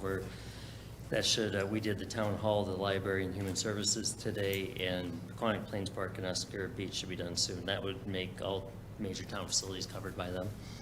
So at least by the early next week at the latest, but I anticipate it'll probably be this week. Board of Ed non-lapsing fund, that's been a topic here. Superintendent Austin advised me the Board of Ed will have to, they're going to wait until after the budget process is all done to take that up, so it's probably going to be a few months before we hear anything. I was already mentioned about the Claude Chester presentation earlier, which is well attended. Just to make sure everybody knows, the FYE 24 budget public hearing for the town manager's budget and the school budget is March 27th. I do not have a time yet. I will let everybody know once I do, but and then usually what we do that week is we kick off the council meetings on that Saturday typically. So I would anticipate most likely having a long meeting on Saturday. Mystic Education Center, as you know, I had submitted FOIA requests to the state. I did hear from the AG's office, both the governor's office and AG's office had, they recognized and said they received it, but the AG's office said I should get a response by hopefully end of this week. They said there's a few documents, but they're still going through them, so we'll see what that turns up. And obviously I'll forward that to everybody once I have it, so. He said if I don't hear from him by Friday to reach out to him. Opioid funds, we did receive notice that there's another series of nationwide settlements with Teva, Allergen, CVS, Walgreens, and Walmart. I have submitted the forms for participating in those also, so should be getting some more money eventually from that too. And I do anticipate we had said we were going to talk about how to distribute the funds in the future, so I do anticipate at some point that we'll have that as an agenda item. Public Works, we had put out for bids for solar at the Town Hall Annex and Police Station. Unfortunately, the bids weren't where we needed them to be. Essentially no savings on electricity, so we're rebidding a smaller project. Likely just for the police station, so we're hoping to have better luck with that one. And the next round of grants from the state isn't until August. We should have time to do that and still make what we would have done for the timeline anyways. And as mentioned earlier, we did receive a blight complaint for Groton Heights. Public Works got right over there picking up broken glass, et cetera. However, the city ordinances require us to replace windows. We can't just board them up, so we're going to have to replace any broken windows at Groton Heights. So we're going to have to, cost that out and potentially have to have a transfer funds for that. We'll see. So I'll keep you updated. Plexiglass is also an option on that, so they're going to price out both. Stormwater Authority that we talked about previously, we had an internal meeting yesterday as well as a guest from the CCOG, who they have done some work with stormwater authorities. They have a consultant that does work with them. They're trying to see if the consultant would be willing to come here and give their presentation. They have expertise on that to educate and answer questions, but also Greg Hanover will discuss, once we have it all set to go, Greg Hanover will discuss sewer authority, D. Morris will discuss billing, how to do that, so et cetera. So, and also talk about any grants out there. So I anticipate hopefully in a few weeks we'll bring that back up, but it'll take probably a few weeks. TVCCA work on their building, currently what we're working on is just doing the title search to make sure there's no issues for a long-term lease for building a new building. And then the HUD grant, which is one of the grants they'll receive, requires an environmental assessment, as well as we would want a phase 1 study because we would take some responsibility in the lease for anything that's found there. So I'm getting I should have a price on that by the end of the week. There is some funds with TVCCA to hopefully pay for all that though, so I'll know more on that. And other than that, just to mention before the Police and Citizens Committee meeting, former Representative Joe Delacruz did receive the 2023 Carol J. Hughes Legislator of the Year Award on behalf of the Connecticut Police Chiefs Association. It was presented before that meeting, so congratulations to him. And that's what I have. Counselor Franco? Well, actually, I'll let Council Casari go. Go ahead. Counselor Siri? Thank you. Thank you for bringing up that Representative, or former Representative Dela Cruz received that. I didn't mention that in my report. In your town manager report, you referenced 2 FOIA complaints at the state. Can you just go over why one of them had to be rescheduled?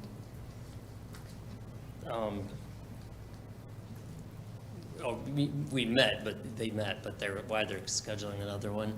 They wanted to hear from other parties involved in the case.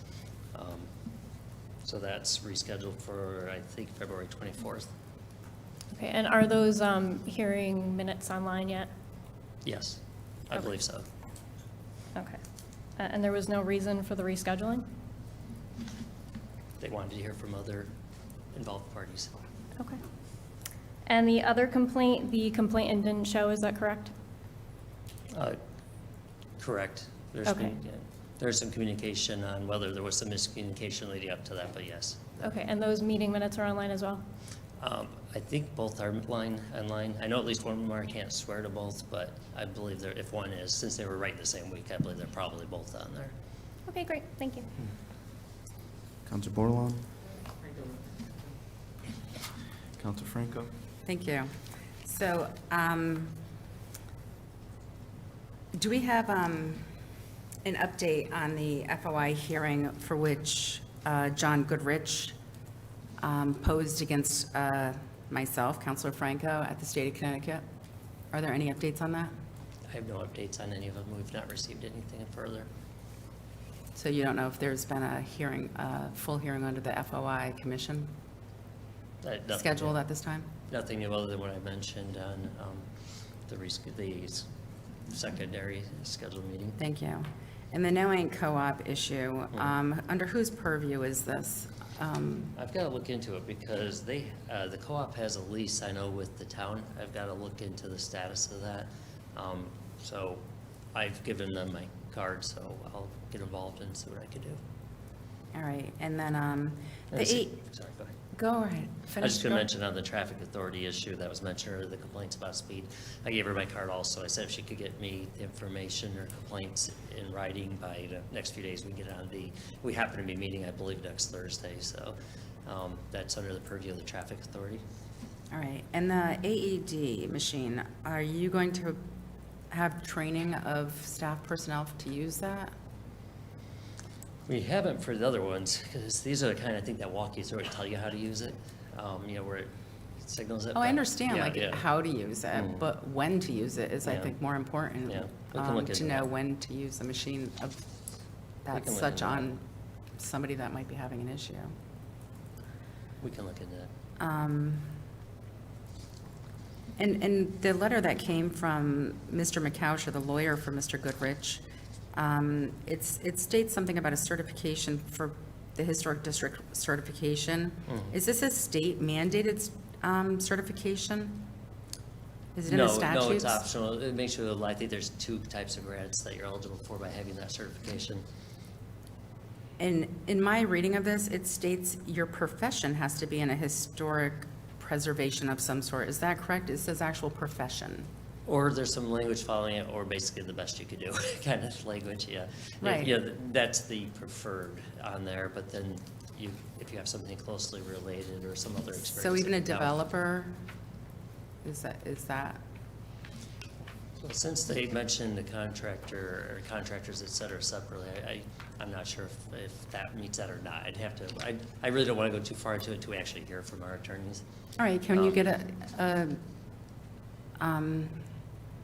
the attorneys to chime in on that and what they mean by a profession on that as well? Certainly.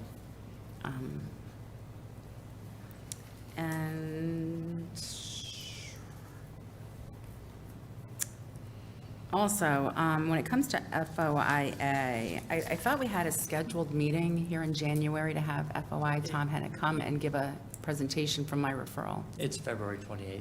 February Had to be rescheduled, 28th. yes. And I don't know his schedule, but I was kind of looking at, it seems like everybody wants to do in February is at the second cow rather than the first. I was going to reach out to Tom. What do you think of the idea of having it like 5 o'clock, like the other thing today, or do you want to keep it at 6:30? makes it difficult to get everything in that night, but whatever the council, again, I've not checked with Tom Hennick's schedule, so I can't say if he is available at 5. I just wonder if you want me to even check.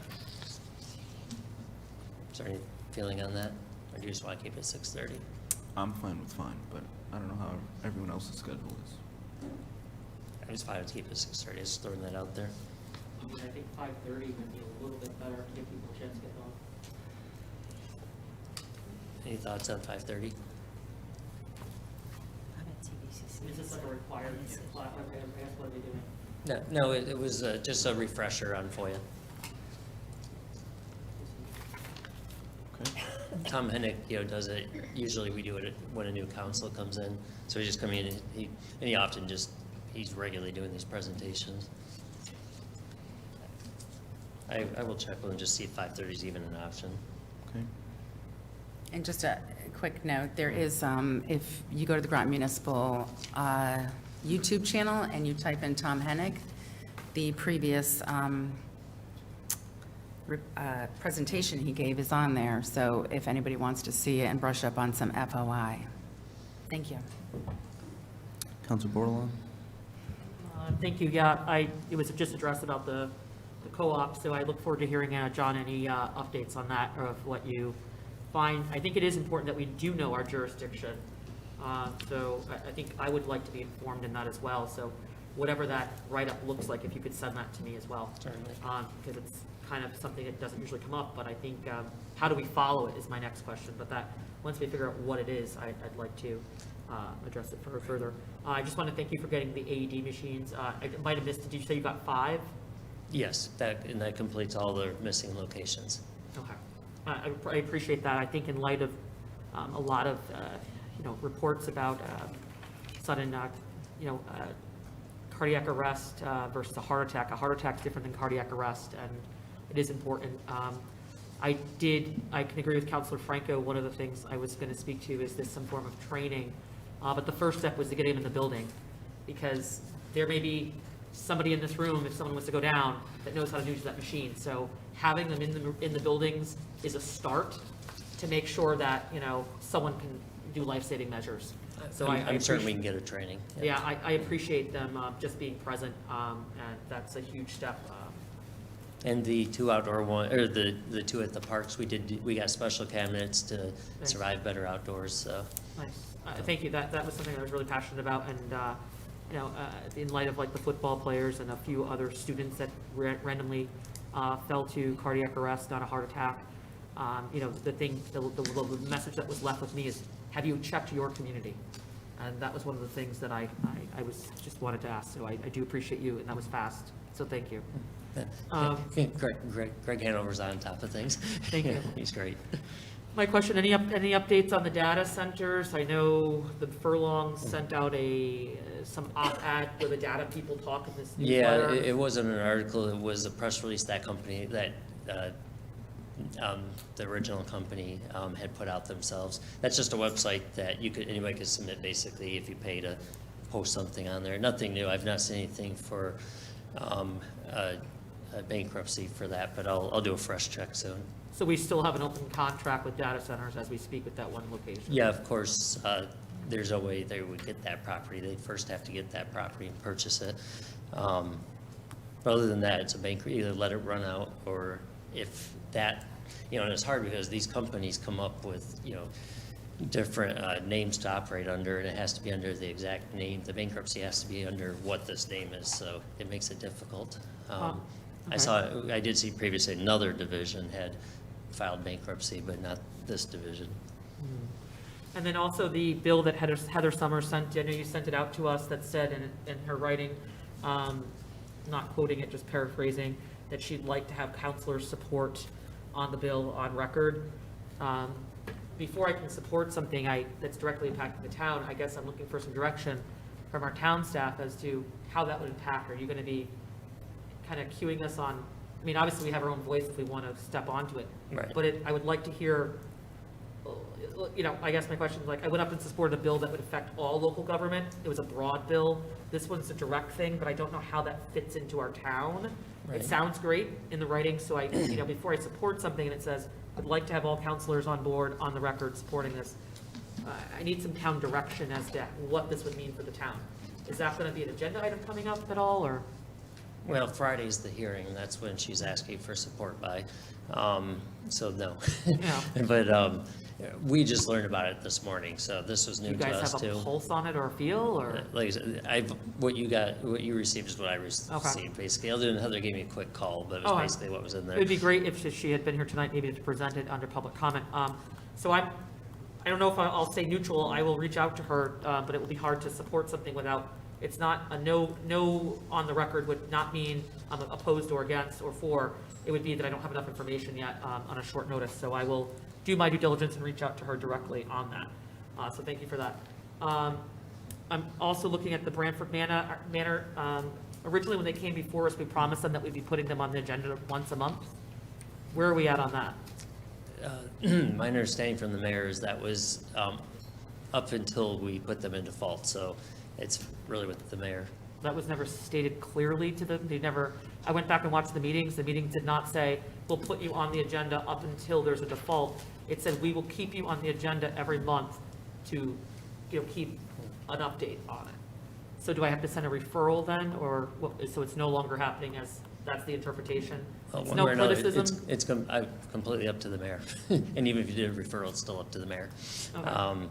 No, but related, we're not going to get related here. I'm not going to speak for related or provide an update for related. So the only thing you would do is either bring Ledgelight in or tenants attorneys, and you wouldn't bring related in, and I'm not going to represent. I mean, at this point, or I the don't care. city, I don't care who we bring in. At this point, I think, I don't care if none of them show up. I think Brantford should be on the agenda every month. Because at this point, I mean, what is our next step, John? I mean, we technically, a council could move to ask for a request of termination, is that correct? Yeah, but I'll guarantee you we'll lose a lawsuit. They're in compliance of their default, and I double-checked today with our attorneys. So maybe our default should be rewritten. And that default language is based on the reports from Ledgelight. That's how the language reads. Well, unfortunately, there's a lot of things that go unseen. I mean, I was on the front page of the paper for being supposedly aggressive for asking, so, there's a lot of deflection going on. So, with that being said, I do think that it should be an agenda item, and I think that we can change our default language to be more encumbersome. I do not think the language in the default is protective enough. So I will send a referral to ask, I have to get 2 counselors' support, or what's the rule on that we had passed not that long ago? 2. Okay, so I have to get 2 counselors to agree to revisit the default language. I do think the default language is a little mishap of, it has no teeth in it, and it's not supporting the residents. They're still suffering. So I encourage the council to get behind that. My other question would be the light ordinance. If my memory serves me correctly, did McBride make a request for that already? No one has? I don't have it on my list. No one's made a light ordinance? All right, I'll be sending that, so if the council could watch for that. Once again, I'm not sure if I'm for it or against it, but I think this lady has been coming out, and we deserve to hear her and not ignore her. Therefore, I hope I can get 2 counselors just to get it on an agenda to at least consider it. So I'll be sending those 2 forward. What was my other thing? I did have an agenda item on here. Unfortunately, counselors can say what all they want. We're elected at large, but it's up to the mayor, the town manager who run the agenda. I put something on there about adding another session for public comment. Do we have a date on when that might be coming? I don't yet. And Because I see, some counselors request items after other people request, and those sometimes, so I'm just not sure of the order in which we put them on. They definitely don't go on in the order of requested. So as a counselor, I mean, that's another, so maybe I should send that as a rule referral? Would that be a rule referral? No. I mean, because I think it should be fair. I mean, if a counselor puts a request forward and we got the merits to get it on there, someone who put something on a week ago, sometimes their item's getting on before other people. So for full transparency and fairness, and to do the people's work, I'm just curious as to how the priority between the town mayor and the manager in vetting those are. And then the counselor is usually not contacted when the item makes it on. I usually don't know until I get the agenda on Thursday before the meeting. So since it sits here in like a loophole, it would be nice if you start thinking about it, that you give at least a week's notice, because there might be some supporting information that a counselor might want to bring forward. So you don't have a plan, you just pick one and say this one fits for the week, or? What I run into is, we're pretty full on our agendas, and sometimes I'll find out somebody will drop at the last second, and then I try to get something in. We're having trouble getting through our basic business, and I gotta tell you, we're getting to the point where I'm gonna have to have a list prioritized by the council to do anything. I'm out of time. And like, just tonight, I've got a long list of stuff that I Yeah. don't have time for. Gotcha. So we're getting to the point where we're gonna have to have a Yeah. strategic planning session. Yeah, just, Yeah, we're not gonna keep on like the way we are. right, just, that's fair. I can agree with that, John, because for full transparency in government, we're all elected at large to do the people's work, and when counselors make Okay, referral, they Counselor should go, Bordelon, Counselor Bordelon. they should go on This is in the- the order. This is town manager's committee I'm reports. asking, No. they should go on in This the is order, and the beyond- people put them on. This is beyond Thank you. questions. Thank It's you. important. Okay. What else would you like us to ask it? Counselor Thank you. Baumgartner. Yes, brought up this evening by a resident is the issue of GodSpace now engaging in litigation with Any Edge. As you shared, Manager Burr, we do have a legally binding document with GodSpace. And just reading that article you did share, they're alleging that, GodSpace is alleging that they're the victim of a criminal enterprise, Any Edge, a sham corporation made of convicted felons and reputed loan sharks who have been infiltrating or hacking into co-defendants. I would warn to be careful of what you say. That's purely a press release. I do not want to get us in trouble, so I would try to shy away from some of that stuff. And I was going to get Yeah. to that. So what my question is, our legal exposure. We have none. We have none. Anybody can sue anybody, but we don't have any. Yeah. Okay. And is there any truth to whether it's GodSpace at the time we signed the agreement, at that time? Now we have a situation where the individuals we thought were parties to the agreement are now engaging in a very significant legal battle, so. Again, if that's accurate. I don't want to stick anything in there as accurate without double checking, yeah. So is there any way? I'm not going to put the town attorneys on that unless the whole council wants to vote on it, because there's no part for us in that. So is there any way we can get a briefing from the town attorney just as far as any potential legal exposure and really what the next best things are, considering that we again do have a legally binding document that we can't seem to get out of at this time? Can we just search and see if there's a lawsuit on Counselor file? I do that every now and I do Counselor that every Bordelon. few weeks. I'll do it again. Yeah, thank you. Yeah. Counselor Baumgartner, you have the floor. Thank you. That is all. And then, just as far as the town attorney is concerned, I understand we do have a new town attorney due to the fact that Eileen, yes, former town attorney Eileen Duggan has left the Susman and Shapiro law firm. So at this time, who is representing our town as our town attorney, and Well, it's like who we are the other often do. attorneys? Often we pull in whoever is the relevant person for that topic anyways. We still have Eric Callahan. Eileen was more than anything HR related, and she had been training Christy Kelly to replace her on that, so that's who we use for HR, and then Rich Cody, Eric Callahan, actually Nick Keppel is doing work for them now also. Remember Judge Keppel? Of course. He's doing municipal work for them also now, and then we have Ray Barabo for taxes, as well as we had a title search and an issue with a deed, we wanted to research that type of thing. So it's really just pulling in whoever is the relevant person. So. And I ask because I do recall when we, one of our first responsibilities as a council is to hire the town attorney, and I do recall that her name is very much the kind of the name that we utilize for Susan Churro. So I'm curious as to who would kind of take on that, officially take on that role. I wanted to get to know, the police department and HR has worked with Christy Kelly. I have not, so I wanted to know all the players first. Yeah. So, and there's no immediate rush. By the time we went through another process, we'll be at the end of the year anyways. And- redo it. And considering that aside from your position, that is really the only position where, per our charter, we do have an obligation and responsibility to hire that individual. So I would hope that the council is a part of those discussions as well. Thank you. And then, can I say a couple? Just to mention on the Mystic parking request, we do have from our study committee, which is a joint committee with Stonington, we have a public hearing scheduled for February 21st from 5 to 6 p.m. at the Union Baptist Church at 19 High Street in Mystic. And we're going to continue on with that and see what the public says, for where we're at so far. I mean, I'm in favor myself of Senator Summers' efforts. I mean, that can bring other resources to the table. So I'm planning myself as town manager to go on record in support of it. But I think we'll just have to see how things evolve with the 2 tracks, and maybe they combine into 1 track at some point. I don't know. So we'll have to see. But we'll continue on as is for this time. I think there's one other thing I forget. I guess that's it. Councilor Kassiri?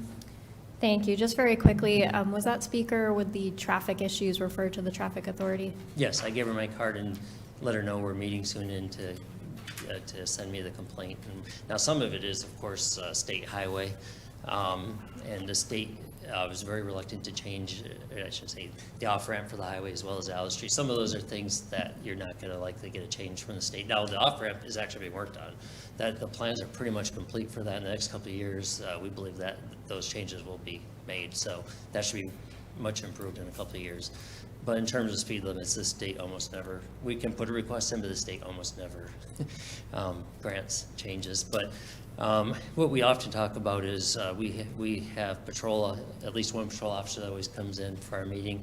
What we usually do is try to brainstorm how can we help, whether it's signage, for the flashing speed sign or whatever else, but also having a regular patrol car there, interspersed to ticket people. So that's the type of thing we would talk about. Now, we do not put speed bumps in town. There's some grandfathered older ones, but we do not, because of not only plow issues. There are ones you can pull up, but what studies have found is people speed up between them. You slow down to get it, and you just take off to make up the time.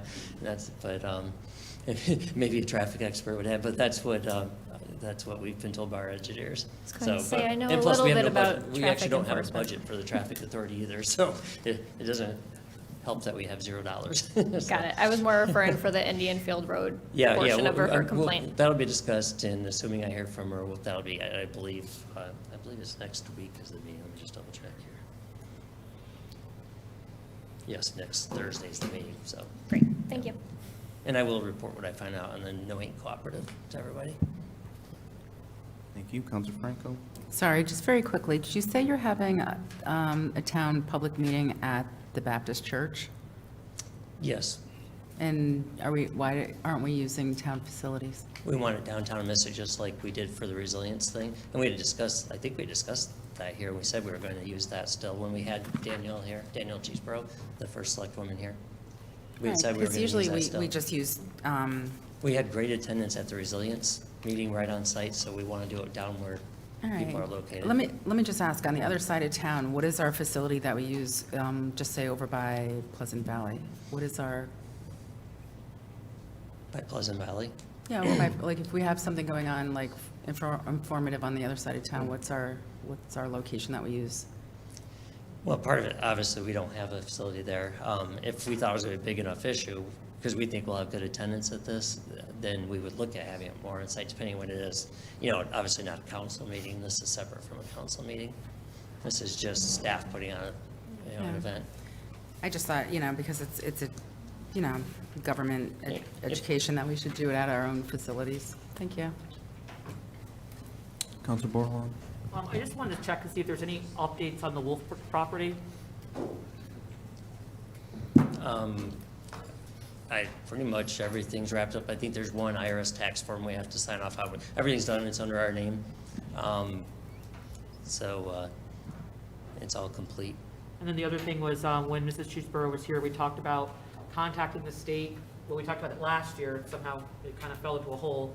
like we brought back up about putting a light, contacting the state, maybe, blocking off that one parking space so that the fire company, has anything Right. been drafted for the state yet? No, because I've got to talk to Danielle about it, because I was thinking that spot was on our side of the town, and it's the north side, so I have to talk to Danielle about it. That request will have to be from Stonington. Okay. And then the last thing is, at one of the last meetings, I'd asked for the manager's report to go up online. And then you sent an email back to me saying that you would not be, maybe you do a modified version, but not the version that you send to the council. I don't understand what the difference would be, because if you send it to our email, it's already FOIable, so why can't And that that's same fine. one go up online? Well, for one thing, I write it casually. I don't put the whole background in. A lot of it will be confusing to people. If we were going to do something online, I'd have to do backgrounds on each item, so I'd have to alter it no matter what, because it's just going to lead to more questions otherwise. And sometimes I provide stuff that might be fresh for an attorney, and yeah, it's public information, but I might not want it, around for a few days. Yeah, but if it's in the email, it's FOIable. And I don't, yeah, sure, it's a FOI, that doesn't mean you have to post it, though. I have thousands of things that are FOIable that I don't put online. If the common council as a whole wants to vote to have me put those online, I'll be glad to do it. Yeah, it'd just be nice to put some, things of updates Yeah, on I've been there. giving thoughts to it. The problem is I don't have time. I just simply don't have time to take anything on anymore. I'm just so backed up right now. Maybe a clerk or a secretary in the building, I mean, there must be Well, somebody. no, it would have to be someone in my office. Okay, thank you. Can we take a recess? Sure. 10-minute recess. We'll be back at 9 o'clock. No, thank you. Thank you.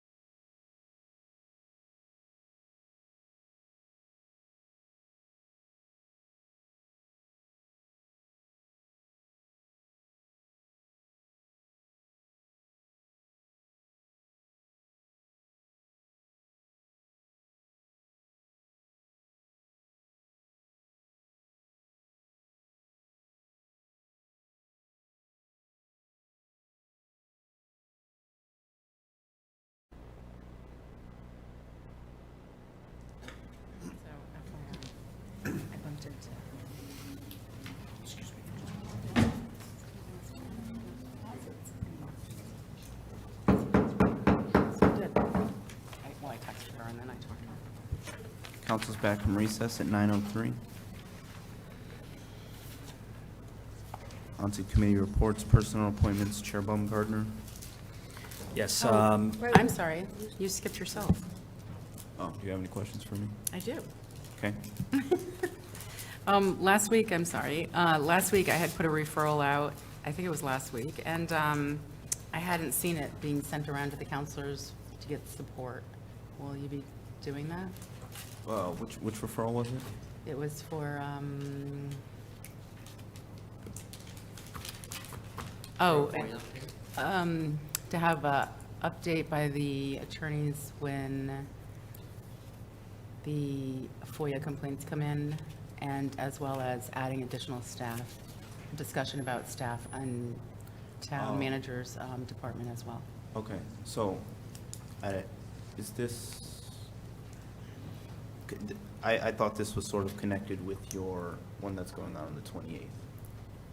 I'm asking for a referral that the town attorneys come and update us on that one and the other one that was both listed on the FOI calendar for that week when it's appropriate. So you want them on the same day? They could come on different times, I don't care, but once, you know. I mean, that one's already on the calendar, so. Which one's on the calendar? There's The first three one. of them, you know. Right, but they're all like related, I would say. The first I two don't at think least. mine is related. Okay. All right. Point of information. Are you referring to Tom Hennick coming to Yes. speak to us? That's separate. Then I think she's asking for the attorneys to brief us on, sorry, I don't mean to speak for you, the attorneys to brief us on the FOIA complaint hearings. Oh, They're separate. Okay, I understand. Yeah, I don't think you saw the email then. Okay, I'll do that. Thank you. Sure. So I just, for the town mayor, after going up to Hartford, while doing it virtually, the way that they close their meetings, so my question to the mayor would be, they did it very eloquently where when your time ends, they say your time is ended, please wrap up your remarks. And it was nice because it wasn't a hard stop, and the bill was about public comments, so it was really interesting, and I thought they did it very brilliantly and very nicely. And I'm not sure if you want it as a referral, but I just thought it was a nice thing to kind of bring up here to you. It could be something that you might want to implement, or you don't have to, but if you prefer to go to discussion, it would be nice to, especially with people online, some people are hard of hearing. It doesn't make it as an abrupt way, so when you say, your time is ended, you have 10 seconds, please wrap up your remarks. It's a nice way to close it. So would you like me to send it as a referral, or is it something you would consider? I think it could make the community feel a little bit better as well. And it's nothing you're doing wrong. You're just running the time. It's just a matter of a way of kind of ending it. Just saw it done differently at the state level and thought it's something we could inherit here. Okay, thank you. Would you like me to send it as a referral, or? I don't know what the referral would. Well, it'd be to bring it up as an agenda item, discuss, and maybe we would change a rule, or if it's something you're like interested in, then you would just say, no, great idea, don't send it. Okay, if it's for a rule, then it can go to the rules committee. It doesn't have to be a rule if you were interested in making the change, so I was asking, are you interested at all in considering it? Just send it forward, and then. Send it or just send it to you as a write-up at first? You can send it as a referral, it'll go to the rules committee. Okay. Thank you. Yeah.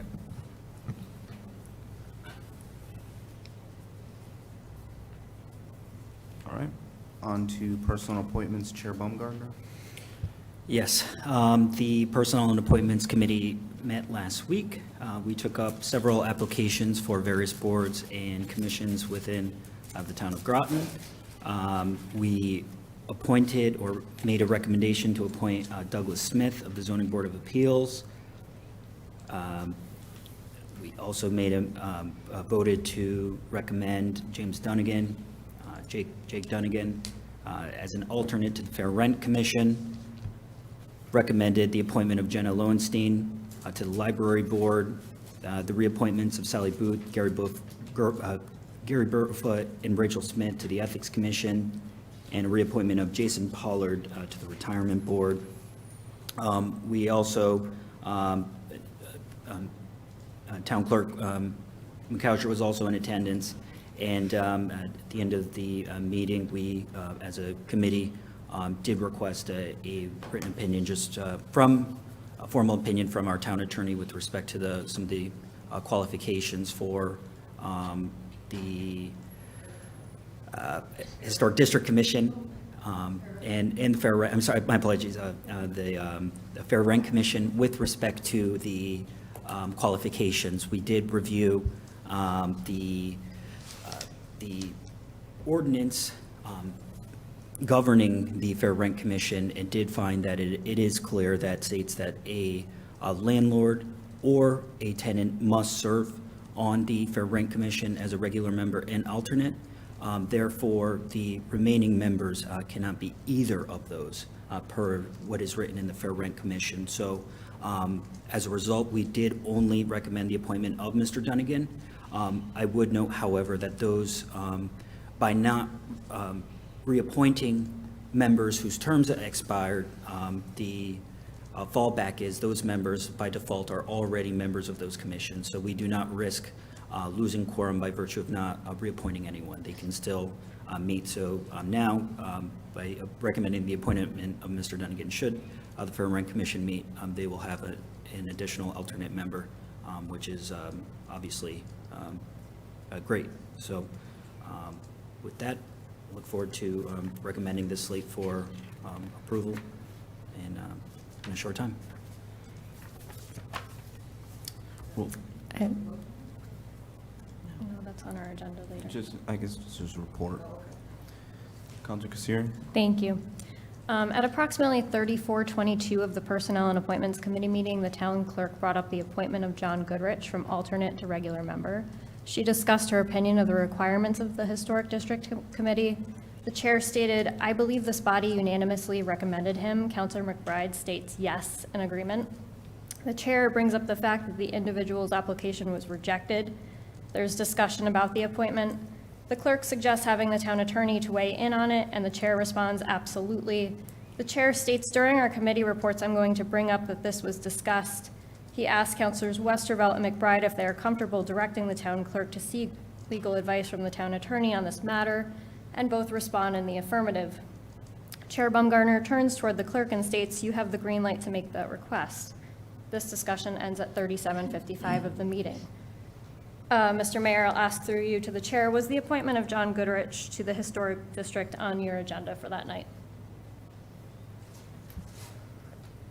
But you're asking if the appointment of John Goodrich was on the personal appointments agenda? Yes, I'm asking the chair through you.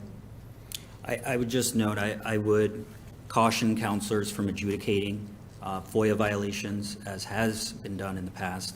This is really not a forum or venue to discuss potential or alleged FOIA violations. My With question that- is to with that Mr. said- Burt then. With that said, this is committee reports. I'm the chair of the committee. We need to make it clear, Mr. Mayor, when we have committee reports are designed for chairs to share what is happening in their committees, not discuss, have a free-flow discussion of issues before us that are of concern to some members of this council. So I would highly caution any counselor to engage in that discourse regarding alleged violations, FOIA violations. I haven't brought up a I won't FOIA engage in violation. that. Okay. Mr. Burt, was the appointment of John Goodrich on the agenda for that evening? Are you aware? Not that I'm aware of, no. Okay, and was that a special meeting of the Personnel and Appointments Committee? I believe it was. Okay. Mr. Burt, is a subcommittee allowed to request action without the full consensus of the town council, as this was just a subcommittee? For example, 3 members of that body deliberated and asked the town clerk to look into a town attorney opinion? I'd have to look at it more. Okay. And Mr. Burt, if an item that is not on the agenda is discussed at any length, is this a clear, concise, and blatant violation of the Freedom of Information Act? I have to agree on the adjudicating FOIA complaints. I don't like being put in this position to weigh in on these things. I think these are things between the council members. Okay, but just like a general discussion. Is something Anything- not on the anything to agenda? be discussed must be specified in an agenda. You have to make it clear what you're going to talk about. You cannot add a person's name in to talk about if it's not already on the posted agenda. You can't do any of that. That's the general rules. That you have to be able to look at an agenda and tell exactly what they're going to be talking about. Wonderful. And the whole point of this is basically to be transparent to the public, correct? Correct. Thank you. Counselor Franco?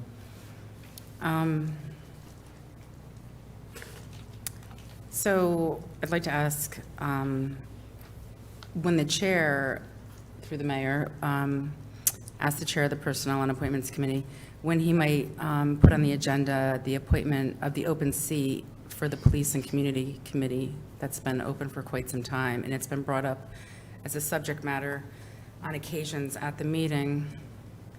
When will that be coming forward? Usually they just come forward when we have an applicant. There are applicants, and there are 2 counselors have come forward saying they wanted to be on that committee, and they have not made decisions on Oh, it. you're saying the liaison? Yes. Okay. Chair Baumgartner? I provided my committee report. All right. This is a violation of our rules. I don't think that's a violation of rules to ask when you're going to take up a topic at your committee. Mayor Melendez, this is not on our agenda. Okay, so committee reports is on our agenda. We can ask questions of the chair. I think it's best if we move on from this at this moment.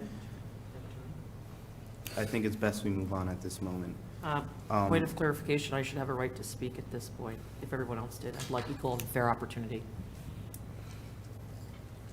Okay, so if Counselor Franco cannot ask her questions, then no counselor can ask their questions. That's just the way it's going to have to be. Didn't Counselor Cassieri just ask a bunch of questions? Rules, Chair Parker. No committee, no meeting, no report. Thank you. Public Safety, Chair McBride. No rules, no report. Thank you. Thank you. Counselor Franco? I'd like to ask the chair of the Public Safety Committee, through the mayor, it's been quite a while, and is he going to take up the pending referral to the Public Safety Committee that is listed on our open agenda items since February 1st of 2022? I will discuss it with the mayor and the town manager, and we'll report back in the future. Thank you. All right, thank you. On to new business. Various appointments, reappointments, December and January.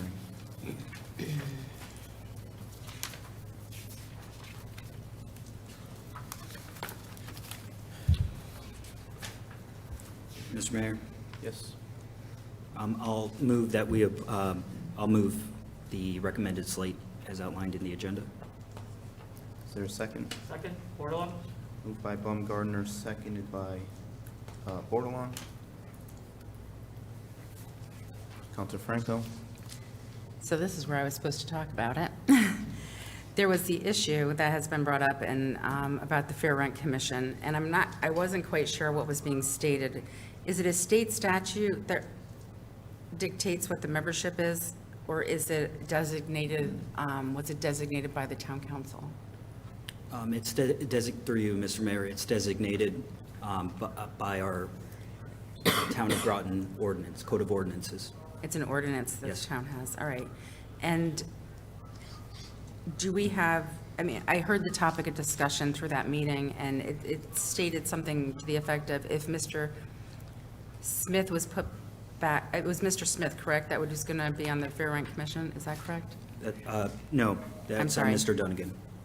But who had originally applied to the Fair Rent Commission? That would be all of the individuals who currently serve on the commission, whose terms have expired. All of those members have formally reapplied to the Fair Rent, reapplied to be members the Fair Rent Commission. And was there like some kind of discussion about, with one of the members, if he was reappointed, there would be 3 landlords on that committee. And so if one, like, did one of them, you're not recommending one of them for reappointment, is what you're stating, is that correct? That is correct. We chose to take no action.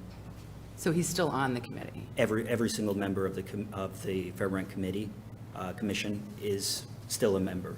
All right, so if you have 3 landlords on there, is that okay? Or just one has to be a landlord? And the ones that are community members, is it okay if they're a landlord? Is there options? The way our ordinance is written, no. They should not be serving, or really, they shouldn't have been appointed to begin with. So that really was, again, that the onus is on the council to fully review the town ordinances and the policies with respect to some of our boards and commissions before we appoint certain members to ensure that they're meeting certain criteria.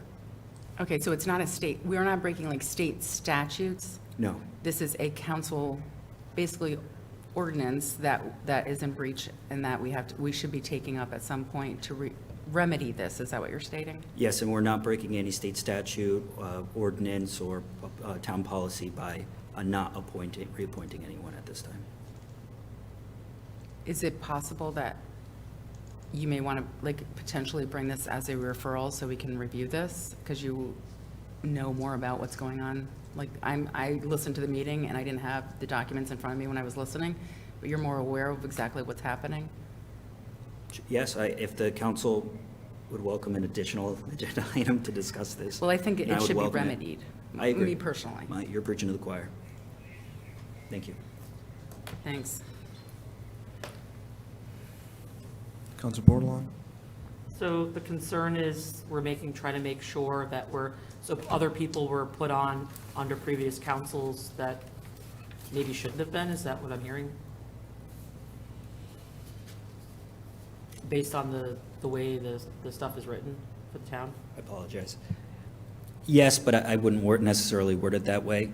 I think one thing that has been even abundantly clear this evening is that sometimes it can be pulling teeth finding good volunteers for our boards and commissions. So certainly wouldn't want to begrudge any person for wanting to actually volunteer their personal time to serve on any one of these boards or commissions. So I think with that said, especially in the case of the Fair Rent Commission, I think historically it has been a commission that has not met all too regularly. But actually Groton, from my research, was one of the first municipalities through enabling legislation by the state, created the enabling legislation that created or allowed municipalities to start fair rent commissions. Groton did so voluntarily, and the Fair Rent Commission has jurisdiction over the whole town. Once upon a time, even the city had one, and they disbanded it, and as a result, really integrated with the towns. So it's a very important group. It doesn't meet all too regularly, but again, it's I wouldn't begrudge any previous council for appointing people that were interested in serving. Yeah, absolutely. I just try to understand what so is there a problem with moving forward with who we have, or we're saying that we want to make an agenda item now? No, but I am getting, I think I'd like to, if possible, Mr. Mayor, have our clerk chime in on this item. Okay, let's shed some light. Fair Rent Commission is a Groton Town Council ordinance that was created, and it's a 5-member board with 2 alternates. Clerk McAllister? Of the 5 members. Clerk McAllister? Can you use the microphone? With the 5 members, there should be 1 tenant member and 1 landlord member, and the other 3 are presumably own homes or live with their parents or something. They're not paying rent and they're not landlords. And then the alternates, 1 has to be a tenant and 1 has to be a landlord. That's how it's written. Now, right now, we have a named tenant and a named landlord and 3 regular members. And there was a question about one of the regular members. And I did the research, and I spoke to him, and he's not a landlord. I can't consider him a landlord based on what he said to me, and I asked the town attorney to make a decision on this, because I'm not the town attorney. But what I was told is that his family owns property and he manages it. That's not a landlord. So, I think I think the council has done exactly what they're supposed to do. And the applicant that they're recommending is a landlord, and that's what you need as an alternate. Clarifying. Thanks for clarifying. Thank you. Any further discussion? Okay, seeing none, I'll call for a vote. All in favor say aye. Aye. Opposed? Abstentions? Carries unanimously, 9 in favor.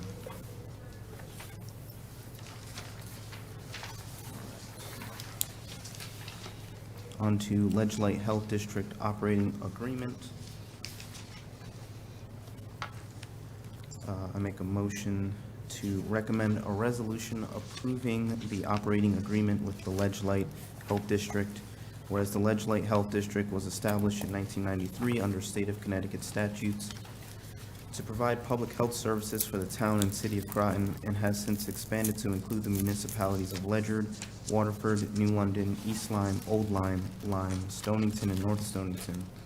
And whereas Groton, by its governing council, voted to obtain its public health functions from the district, and whereas Groton completed the process required by applicable state statutes to become a member of the district, and whereas the district board of directors voted to accept Groton as a member of the district in 1993, and whereas the district provides all mandated local public health services as required by state statute, with support from Groton and funding as specified herein, and whereas Groton wishes to enter into a formal operating agreement with the Ledge Light Health District, now therefore be it resolved that the Groton Town Council approves the operating management agreement with the Ledge Light Health District and authorizes the town manager to sign said agreement. Second. Moved by Melendez, seconded by Parker. Council Bordelon? Obviously, I'm going to vote in favor of this because there's nothing else as it was stated. Is that correct, John? Ledge Light is our only jurisdiction, correct? Correct. Right. But with that, it was stated that after this is voted on, we could submit our own amendment or request. Is that correct? Excuse me, if there's to the, like, health rules, you would submit it to the board of directors of the health department. Yeah. I mean, I think in light of Branford Manor, I mean, you know, Ledge Light can rewrite their own rules and jurisdiction, and I think once, if in fact Heather Summers' bill goes forward, there's going to be change. So why not be on the record of getting ahead of it, and not waiting until the last minute? So there's people that want change, and the recommendation that I had stated or thoughts were, you know, more inclusive mold inspections. That if we see it, then it's there. If we don't see it, then it's not there. Currently, the folks in Branford Manor, there's nobody taking down, you know, the little framing and just looking behind the wall. It was said very clearly, actually, by a city councilor on the city side, Mr. Norris, who lives down on Jupiter Point. So when he bought his house, he became sick, and they hired someone to come in after Sandy. He had bought the house, and he had someone that had to drill small holes in there and send cameras in, and they found mold behind the walls. Until that point, you wouldn't have seen it. It passed inspection. It's all painted and covered. So I support, and I think Ledge Light has a purpose and a place, and I think they do great work. But I think we move beyond the basic, if you don't see it, it doesn't exist. We need to enforce stricter regulations, not only for renters, but also for homeowners. If after purchasing a home, you find out later, like Mr. Norris did, that there was mold seeping through all the walls, and the inspector, there should be some protection. That's thousands and thousands of dollars of remediation, if not more. And sometimes they have to go back in because it can start to regrow. So I'm supporting it as it is, but I do think this council, as we heard, and if Senator Summers is going to be writing a bill, as a council, we could come up with an initiative and maybe submit something that has a little bit more teeth and say, here in Groton, we would like a stronger inspection policy and submit that forward as a joint effort here as a council. Why wait for the bill to go from Summers? Let's act now. And so I encourage this council, and maybe I will be sending forward a referral to bring it as an agenda item, as something that we could type up and say that we would like a more in-depth mold inspection if possible, because it can be done. Thank you.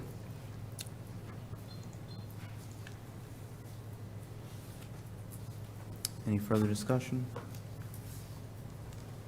Okay, seeing none, I'll call for a vote. All in favor, say aye. Aye. Opposed? Abstentions? Carries unanimously, 9 in favor. On to Groton Long Point Road Bridge DMS program.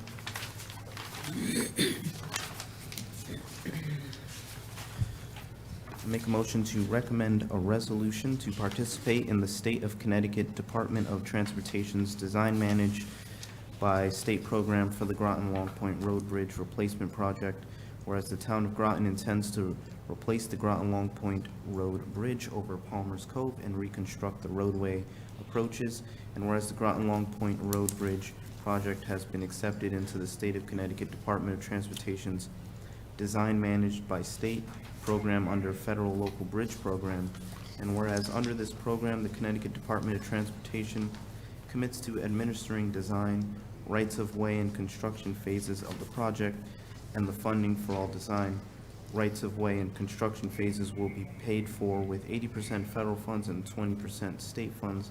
Therefore, be it resolved that the Town Council agrees to participate in the design managed by state program and authorizes Town Manager John Burt to execute any and all documents and to perform all acts deemed necessary or appropriate to carry out the terms of the program. So moved. Second.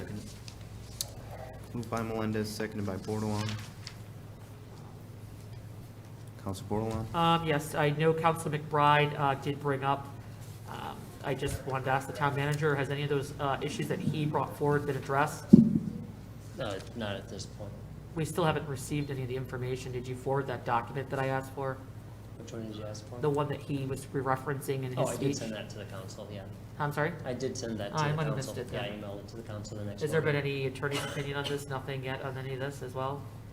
In terms of what? We Remember, won't have like, that- if that I'll will let be out of Councilor that. McBride speak to it, but I'm going off memory because I didn't bring. No, I mean, we won't have a role in it because it'll be DOT looking into it. Right, but what Yeah. Councilor McBride stated, and I asked him to repeat it if he feels it's necessary. What I have from memory in my notes is that he stated that there was possible ownership issues as to whose road it really was. And with the incline of the depth of the bridge to obviously meet the sea level requirements, that there was concern about the residents along the side there with the height. Again, I can't stress enough how important it is, no matter who's funding it. I don't care if it's free or not. Just because it's free doesn't make it, doesn't make it null, doesn't not warrant the town and citizens' participation in a open forum and format when the pitch is changing of the building. So we haven't really done our due diligence on this. I think this is a great step for free money, but I guess I'll let Councilor McBride speak to that if he chooses, but I just feel like we need to have that dialogue, and I'd like to know more. I know the state, it was said the state's gonna handle it. I feel very uncomfortable with passing bucks off. We've done that in the past with the Mystic Oral School and said, oh, the state will be handling that, so we don't have to worry about that. If we know about something, we should be addressing it before it goes forward. We need to involve the community around this initiative. It's a great initiative. It's a free initiative.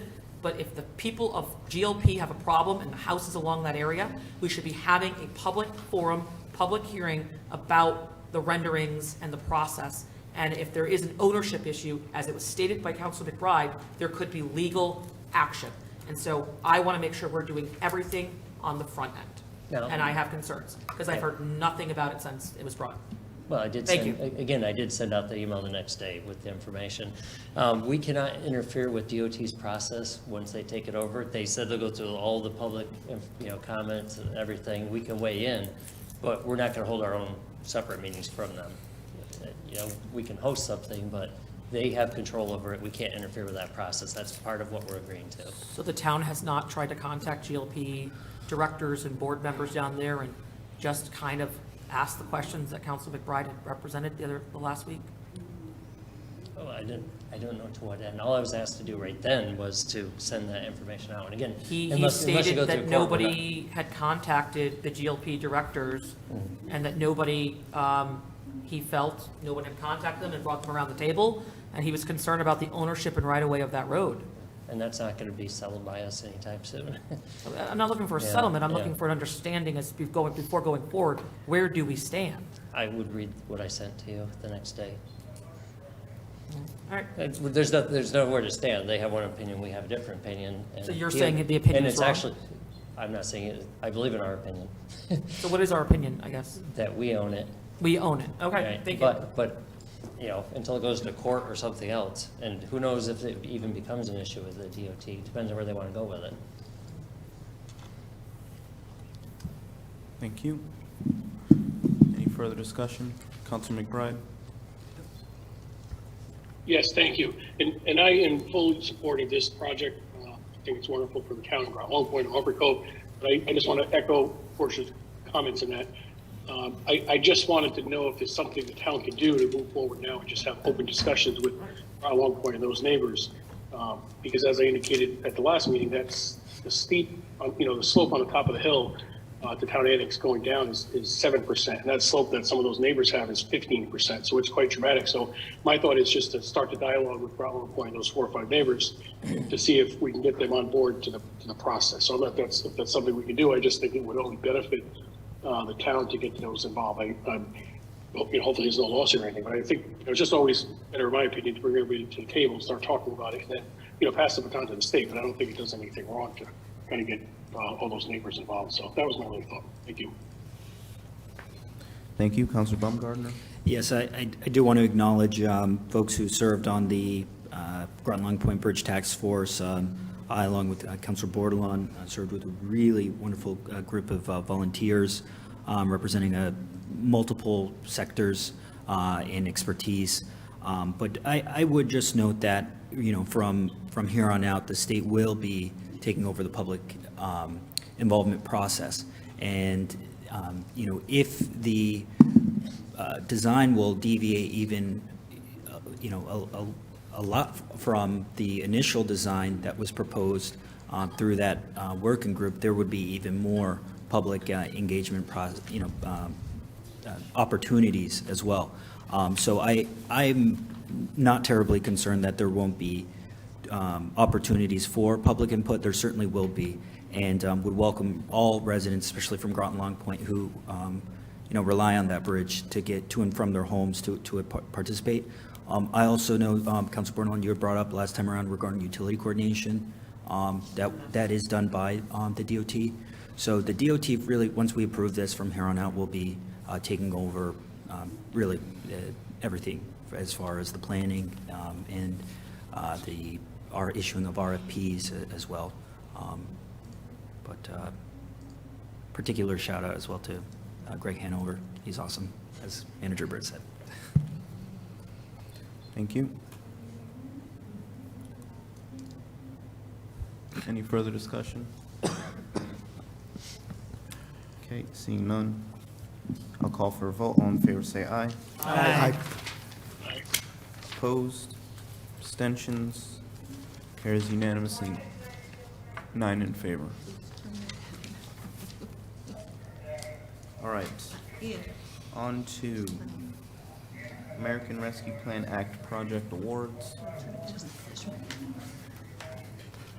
I make a motion to recommend a resolution to approve the American Rescue Plan Act ARPA grant, whereas the American Rescue Plan Act of 2021, Public Law 117-2, the Act, extend grants to municipalities in order to fund properly authorized specific projects and reconciliation for pandemic-related impacts, whereas the town of Groton received a grant under the Act with a full allocation of $8,587,894.04, whereas the town recognizes this grant to be a unique opportunity and that the act imposes limitations in that the grant funds may be spent only upon projects authorized by the act and which are identified by the town's legislative body, and whereas the town acknowledges that the act provides the United States Inspector Generals with legal authority to audit, investigate, and oversee projects and activities carried out with the grant in order to determine that the grant funds are properly used, and whereas the town has solicited input from the community by a variety of methods, including a proposal and vetting process, in order to identify projects for which the grant may be used and to ensure the grant is spent as authorized. And whereas the Groton Town Council, as the town's legislative body, previously allocated $3,742,240 in grant funding to specific projects, and said grants were accepted by the RTM. And whereas after that first allocation, the Groton Town Council, as the town's legislative body, reviewed proposals for projects to use the grant funds, and as based upon that process, subsequently identified projects totaling $2,357,928. Now therefore be it resolved that the Town Council of the Town of Groton, exercising its authority under the Act, hereby resolves to accept the said grant funds for the following projects totaling $2,357,928.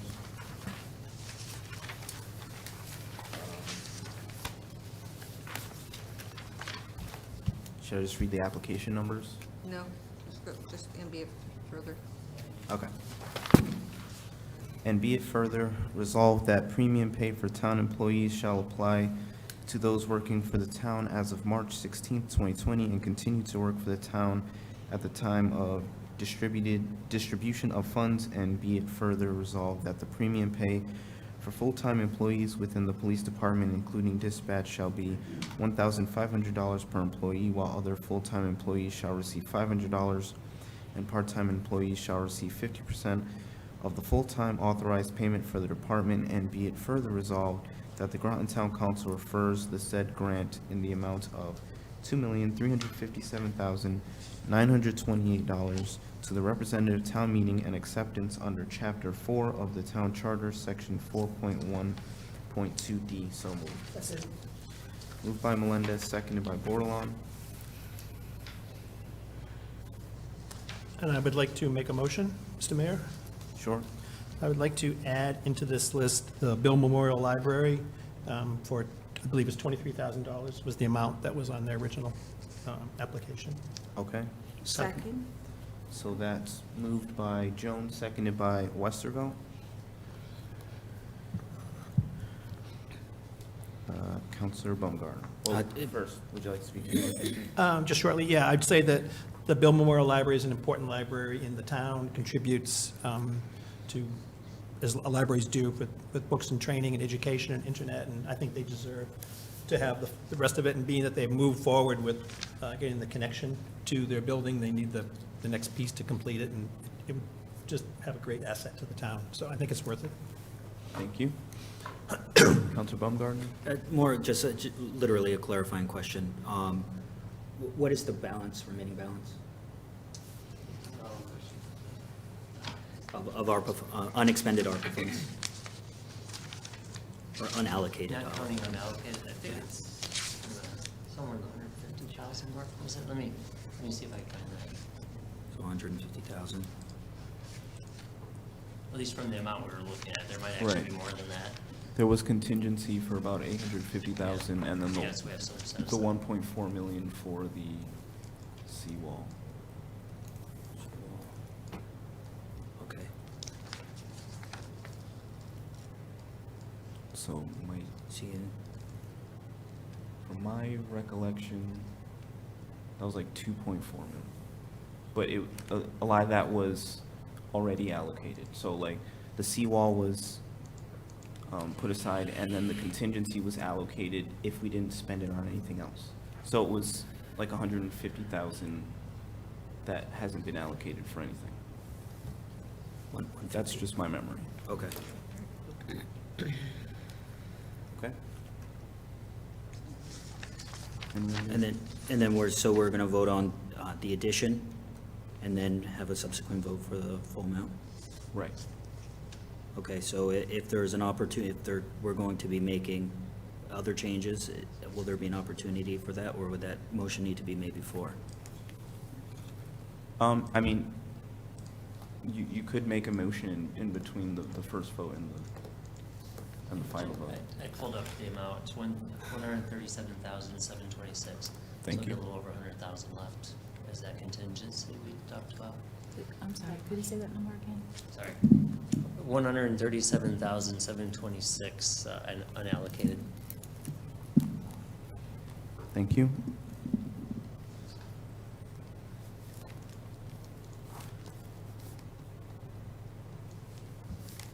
Did that answer your questions, Counselor Baumgartner?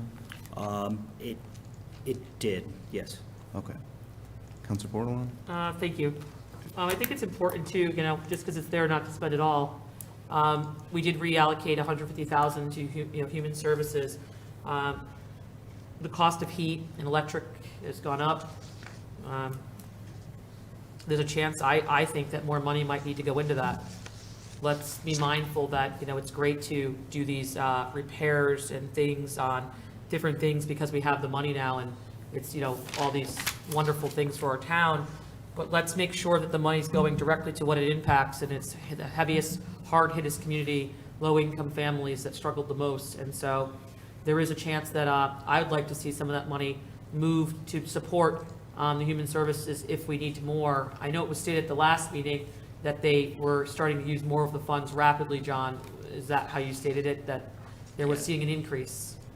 Yes. So- Of course, the further away we get from the initial COVID outbreak, I anticipate it'll eventually slow down. I think it took us a while to get the word out there, but it is staying steady right now. Right, and so this COVID relief money is good for how long? You have to have it allocated by the end of 2000, sorry. You have to have it allocated by the end of 2024 or spent by the end of 2026. Right, so there's plenty enough time, so I don't see the urgency to burn it all down. Next year could be another cold, a winter and oil prices and electric, and you may want to have the funds available. So I know we're allocating things to other things that, in here that, I don't know. I just, and if the seawall does not happen, then how much more money will we have? If they don't need the funding, you mean? The seawall will happen, but if they don't need the funding. They are in the process of hiring an engineer to do the study. They'll know by, I anticipate probably late summer what the cost is. Of course, we had set aside the 1.4, and then they got it pretty close to that amount unexpectedly from the state. So I know there's hope to turn some back, but until we see that, we just don't know. We also allocated funds to the bathrooms at the golf course, right? But then now we have money coming from the state, so is that money coming back into the pool, or how's that working? Not at this point, unless anything, we'll spend the state dollars first, and then if there's anything left over with the way prices are right now, I can't say we're turning back right this second. So what is the amount, have we gotten, I mean, because I'm just concerned that we're just sitting there, if we got the state money, and we're just holding money for a bathroom. So how much money did we allocate to hold for the bathroom again? I don't know off the top of my head. Was it 400 suggest something? taking anything. It's going to be, like I said, more than they initially anticipated. So it might have been the case that we wouldn't have even been able to done the bathrooms without that extra funding. So we can't take money away from that yet, unless the council wants to risk the project. Yeah, well, I mean, I feel like. And we did have, by the way, I'm not sure if it's going to be needed, the funding for Housing Authority. They have, I think, most of the funding for that in place, but I'm sure they'd be happy to take the money, but we might end up having that open and available to us at some point. Yeah, I don't know. I think during the budget session last year, we allocated stuff way before looking at all the applications coming in, and so I feel it was not the proper process. So here we are. I don't know how I feel about that new addition. What's the other counselors think?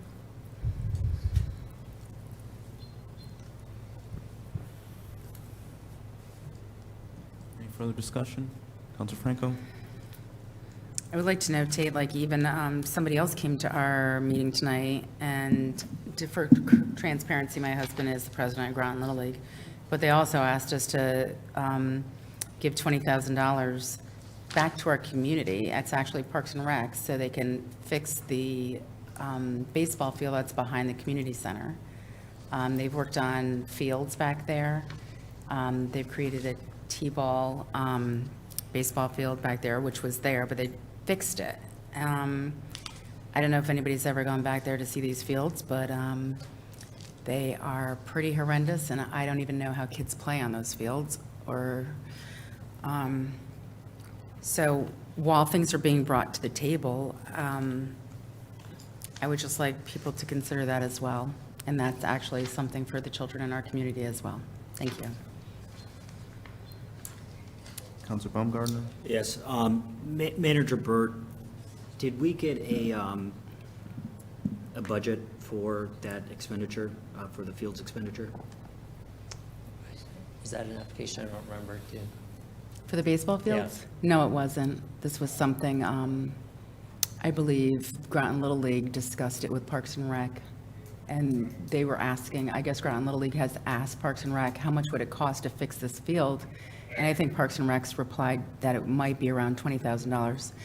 And Parks and Rec sent out a letter to the council today supporting that recommendation from Groton Little League.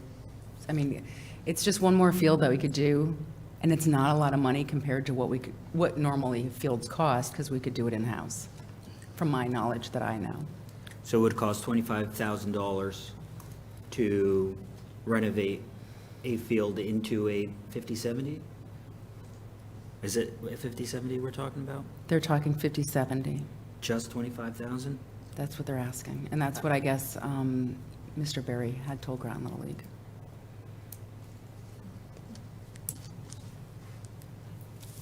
All right. And Manager Burt, what is the current number on the floor? How much was the amendment for the? Additional 20. 23. 20, exactly 23.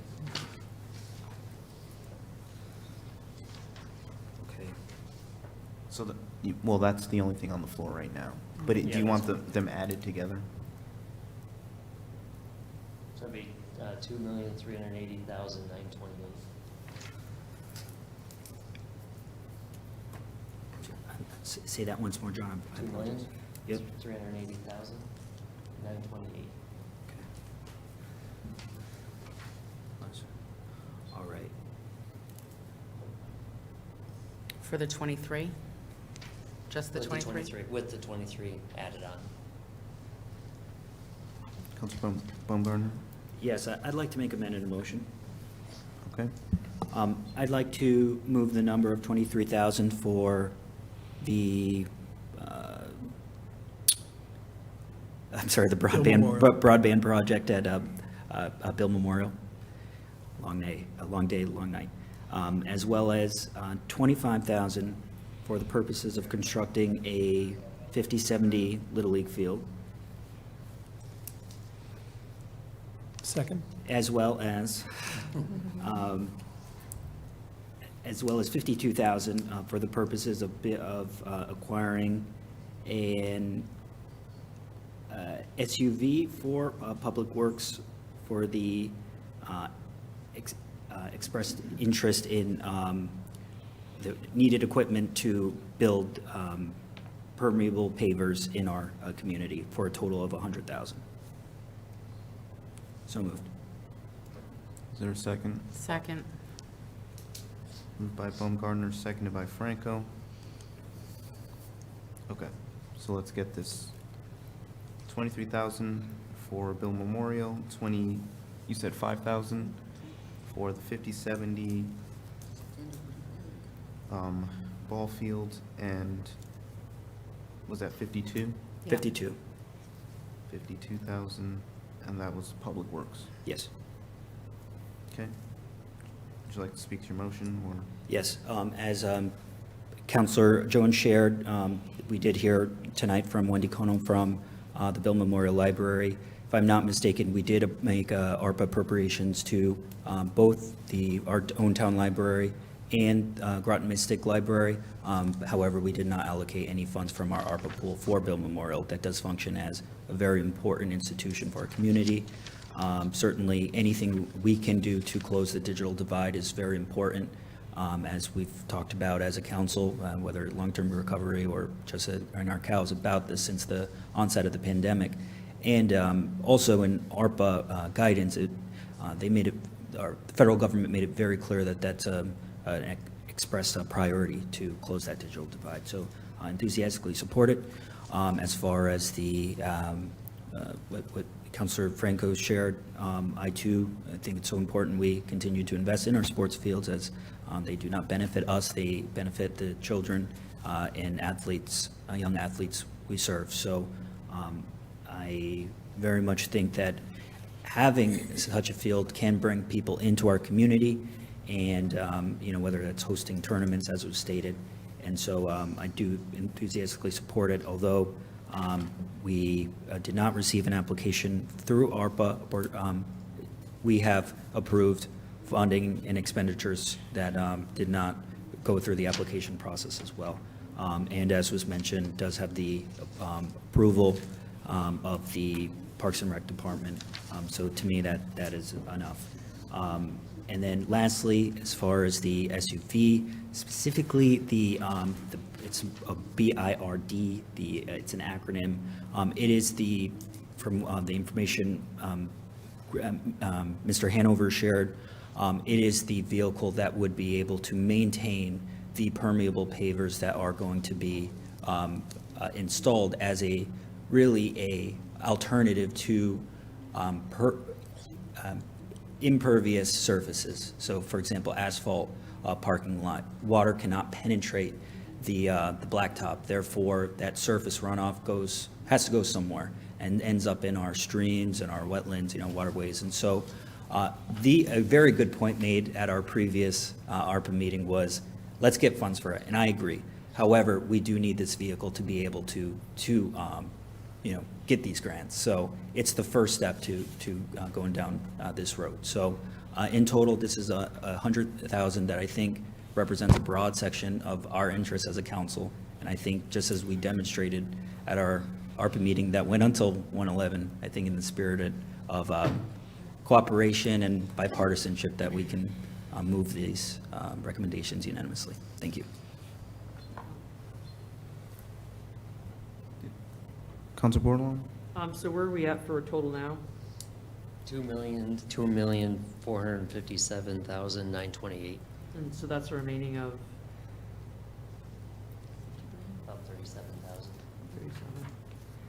Again, we might end up with some other money later, but at this point, 37,000. And so I just want to clarify, so the money for the fields, that's going to the town Parks and Rec to do the renovations? And then the 52 is to the Public Works, the 23 was the city library, am I correct?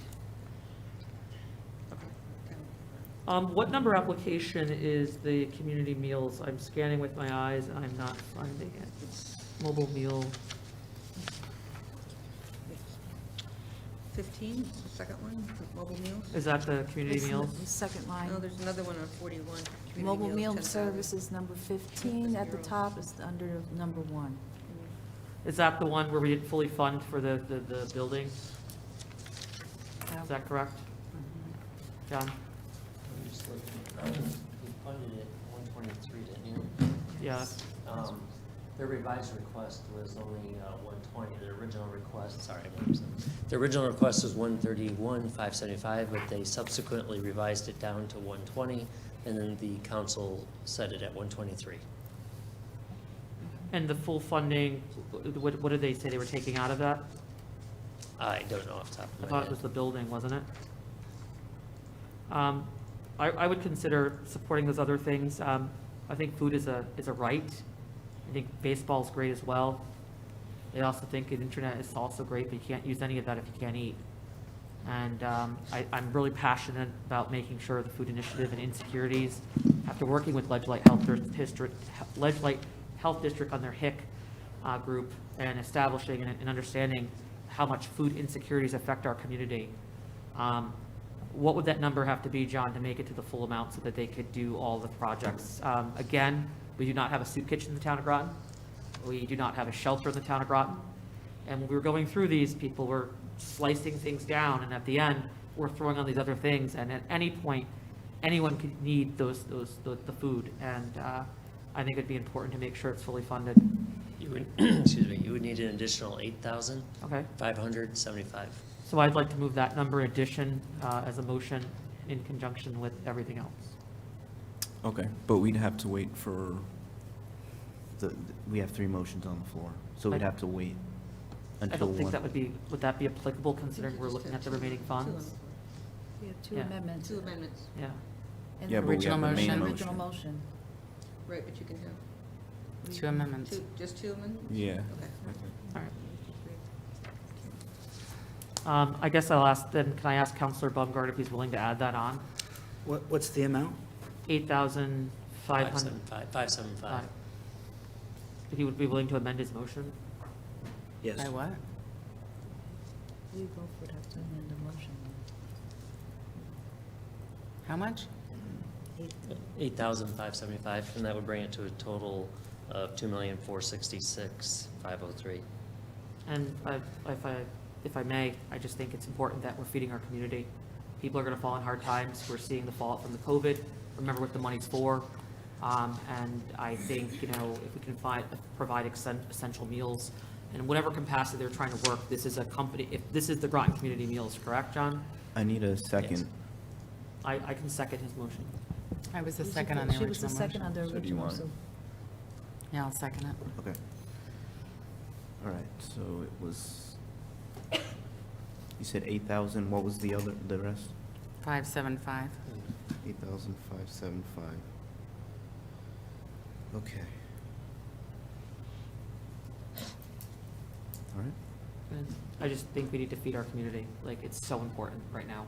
Whatever they're going to use the money, and if they don't do it for the building or whatever else, the extra money would be available to do. They asked and they did come down. But if we're going to just throw in other things that aren't pressing, let's feed our community, give them the full amount.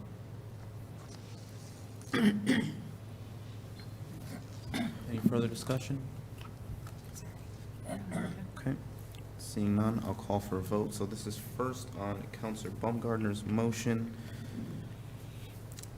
This is all we're voting on right now. 23,000 to Bill Memorial Library, 25,000 to Parks and Rec to fix, upgrade the baseball field, 52,000 to Public Works for the SUV, $8,575, and that's for Meals on Wheels? Mobile meal food service. Mobile Meals, Yeah. sorry. Mobile Meals. Okay. All in favor, say aye. Aye. Opposed? Abstentions? Carries unanimously, 9 in favor. So now we'll vote on the main motion, which is as is written in your packet, plus everything we just passed. All in favor, say aye. Aye. Opposed? Abstentions? Okay, carries unanimously, 9 in favor.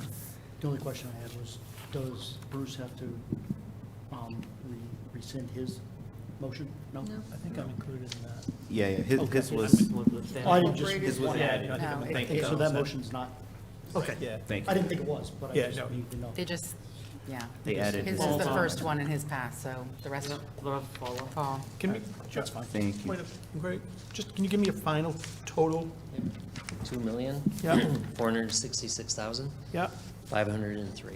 503. Thank you. Okay, so it's 10 o'clock, so we need consensus from the council to continue with our agenda. I'm in favor.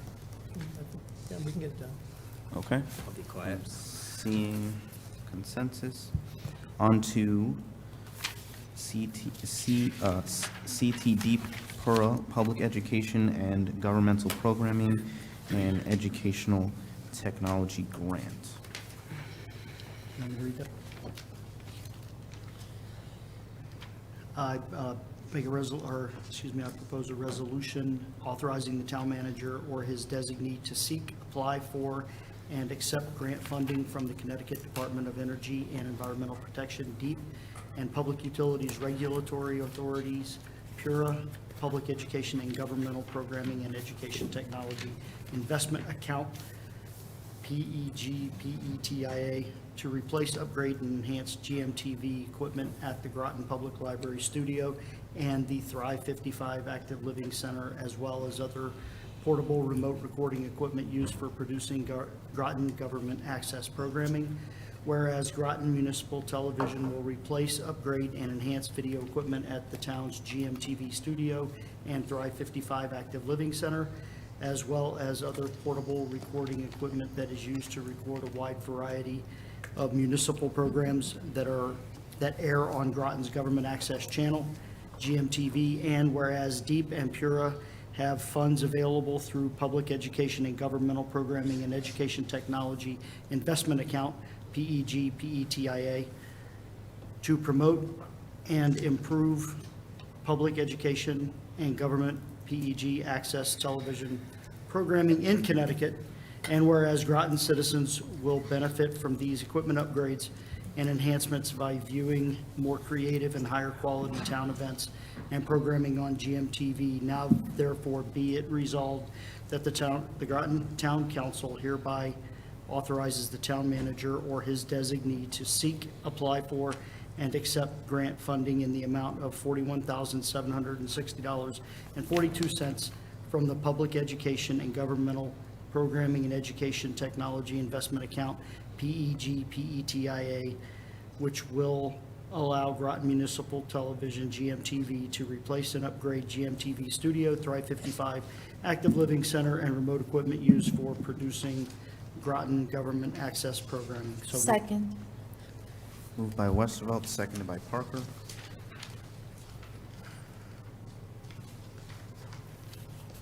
Okay, all in favor say aye. Aye. Opposed? Abstentions? Carries unanimously, 9 in favor. On to RTM reapportionment.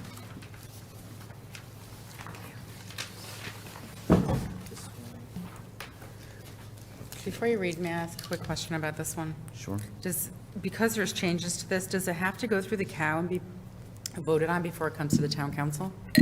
No, that rule is really when we have something that goes through a public hearing. That's when you have to redo it, go back. But I think you can make these changes. And we're on a timeline too, I believe, on this.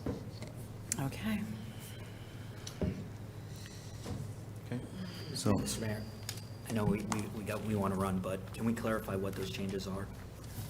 You've got the memo right in front of you. Yes, no, just as far as from the previous meeting. Right, the calculation that you had previously was including fractions, which you have to take the fractions out. So Yeah. in other words, if you had a calculation that was 6.8, normally you would make that 7. Yeah. But with our charter, it has to remain at 8. You take the fractions away. Okay. I mean, excuse me, it would remain at 6, not 7. So did that, 8 away, you take the 8 away. did that change the apportionment for any particular district? Sure. I'm seeing, is that District 7? Sure, Okay. you've got, so you had the original 6 seats. You had 45 seats altogether in the original, now it's 42. The big one is still the Okay. big one, 10 in District 4. Discussion, can we at least read the motion? okay, and then- I'll read the motion, I and can then sure- I will notate what is different from the count. I'll make a motion to recommend a resolution approving the new representative town meeting membership reapportionment effective for the town of Groton, November 7th, 2023 municipal election. So moved. Second? Moved by Melendez, seconded by Bordelon. Okay. So District 1 is the same, had 6 in the cow, 6 now. District 2 had 6 in cow, has 5 now. District 3 had 5 in the cow, has 5 now. District 4 had 10 in the cow, has 10 now. District 5 had 6 in the cow, now has 5. District 6 had 7 at the cow, has 6 now. And District 7 it had 5 at the cow and has 5 now. So this is affecting District 2. And 6. And 5. You said District 2? District 2 went from 6 to 5. District 5 went from 6 to 5, and District 6 went from 7 to 6. everybody lost. Right, so the new total, instead of 45, would be 42. Which is actually up from... 41. We had 41, so now we'll have 42. Council Bordelon? Yeah, I mean, I can't change the numbers, so what was done wrong the first time and why was it corrected? Like, what happened? So the calculation from the charter, you take the total number of registered active voters at that specific time that's deemed, and you divide it by 45, and that number will give you a 488 if you don't include the fraction. So the fraction was included, so that calculation first was at 489 because it included the fraction, okay? So then you take the 488 and divide it into each district voters, and that'll give you your total number of representatives from that district. If you count the fractions in, it'll change, so you don't want to count the fractions because the charter specifically says the calculation is to be made regardless of the fraction. So was this posted online? No. No, so I just, again, it's... I wouldn't post it until it's approved by the council. Well, no, so they can see the changes, like this full agenda that we have was posted, and now this is at our seat. Yeah. It's this not, was- that's an was this emailed agenda. to us, John? Understand, I'm sorry, but understand an this emailed? agenda can be changed. Clerk McCosker had sent it out for the changes. Yeah, I mean, it's just, it would be nice to have the, the notes and the clarification on it. I mean, it is a change, and so I don't know why we calculated it the other way before, and then we just had an epiphany, or did someone? Yeah, I had an epiphany. Did someone say it was done wrong? or No, what- no one what- said a thing to me. So what made it change? I mean, what? drove Well, to the- to tell you, Well- the truth is I was asked this morning to send information about the minority representation for this calculation. So then I'm looking at the calculation, I'm thinking, I better check all these calculations again, just because you're going to vote on it tonight too, but I didn't want to send that information wrong either. And then I discovered that the calculations were made with the fractions for the cow. But also remember, when you put an agenda together, that's what you propose to work on, but you may not work on that, and it actually may change at a regular meeting. So this is not illegal to do what we're doing. I didn't say it was illegal, it's just. Confusing? It is a change, it's confusing, and this, post doesn't say what happened and why we changed the numbers. So the explanation does explain it, but I was just curious, so. Thank you. Sure. Okay. Also, just to be clear, we're not choosing which one. We have to do it this way. Yeah. Like, we can't decide to do it the way we did in the cow. This is the correct way, and we have to do it this way. So I just want to make that clear. Counselor Parker? I happen to have my town charter with me. So it does reference 4.2.2, so I will read the line of where Clerk McCosker got the calculations. It's 1, 2, 3, 4, 5 lines down, and I'm going to read section B. You know what, never mind, I'll read the whole thing. The number of members shall be determined by the town clerk and approved by the council and shall be calculated in the following manner. A, within 60 days after each presidential election and within 60 days after redistricting of the town as determined by the registers of voters and approved by the council. The total number of electors in the town and in each district shall be certified by the town clerk. Section B, representation in each district shall be determined by taking the total number of electors in the town, dividing by 45, and the number so obtained minus any fraction shall be used to divide the number of electors in each district. Section C, the resulting whole number regardless of fractions nearest to the figure so obtained shall be the number of representatives from that district, except no RTM district shall have less than one representative. So basically, she had to take out the say it's 0.5, anything over 0.5. No, any fraction. For any fraction at all, you Even if couldn't it's use. 0.9, you don't- Right. Goes against your, It goes against our charter. yes, but it goes against your. I'm also. Thank you. Counselor Franco? Thank you. You know what? I think it's confusing the way it's even written and how you read it. And this is not the first time this has happened, because I believe it's been caught in the past where somebody had done the math and said, so we did come back and have to correct something as well. So I remember this happening before. So I get it. It's a little strangely written, I would say. And it's not easy to remember how it's written. So, thank you. Counselor Baumgartner? Yes, I do have a question regarding so obviously the charter is very clear. Let me walk that back. I definitely understand where Councilor Franco's coming from on a few things there.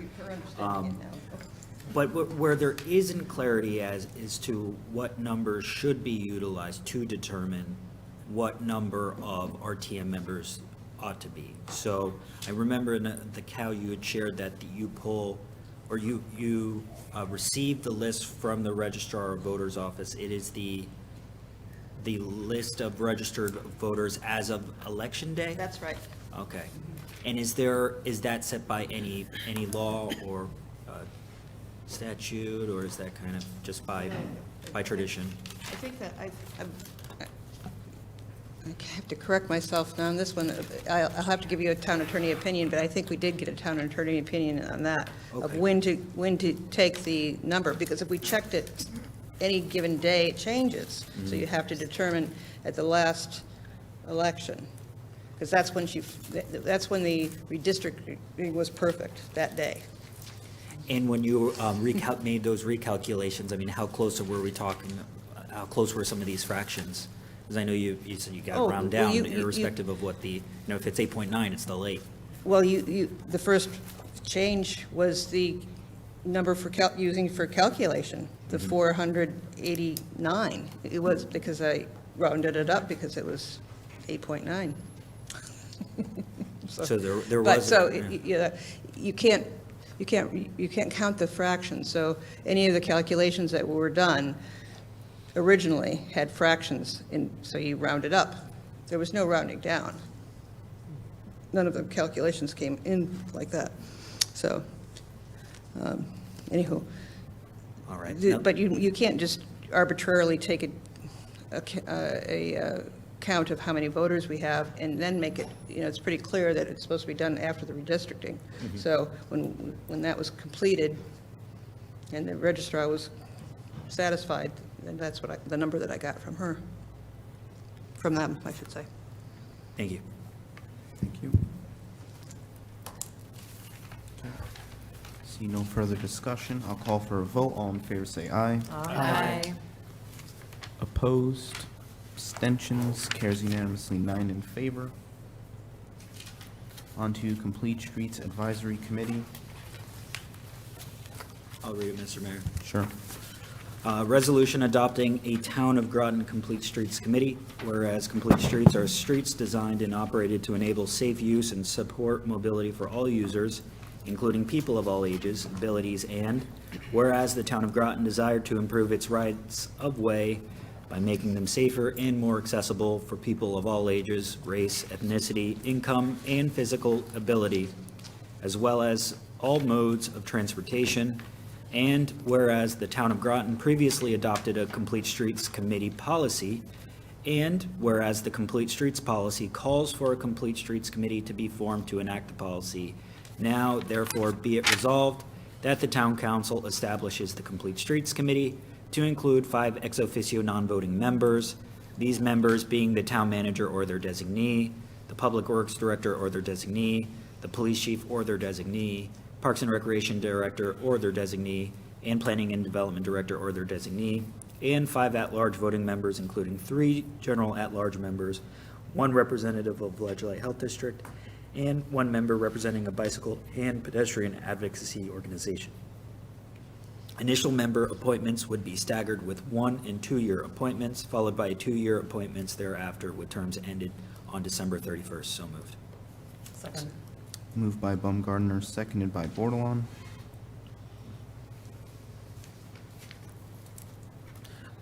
Yes, I would note, this is a good example to point it out.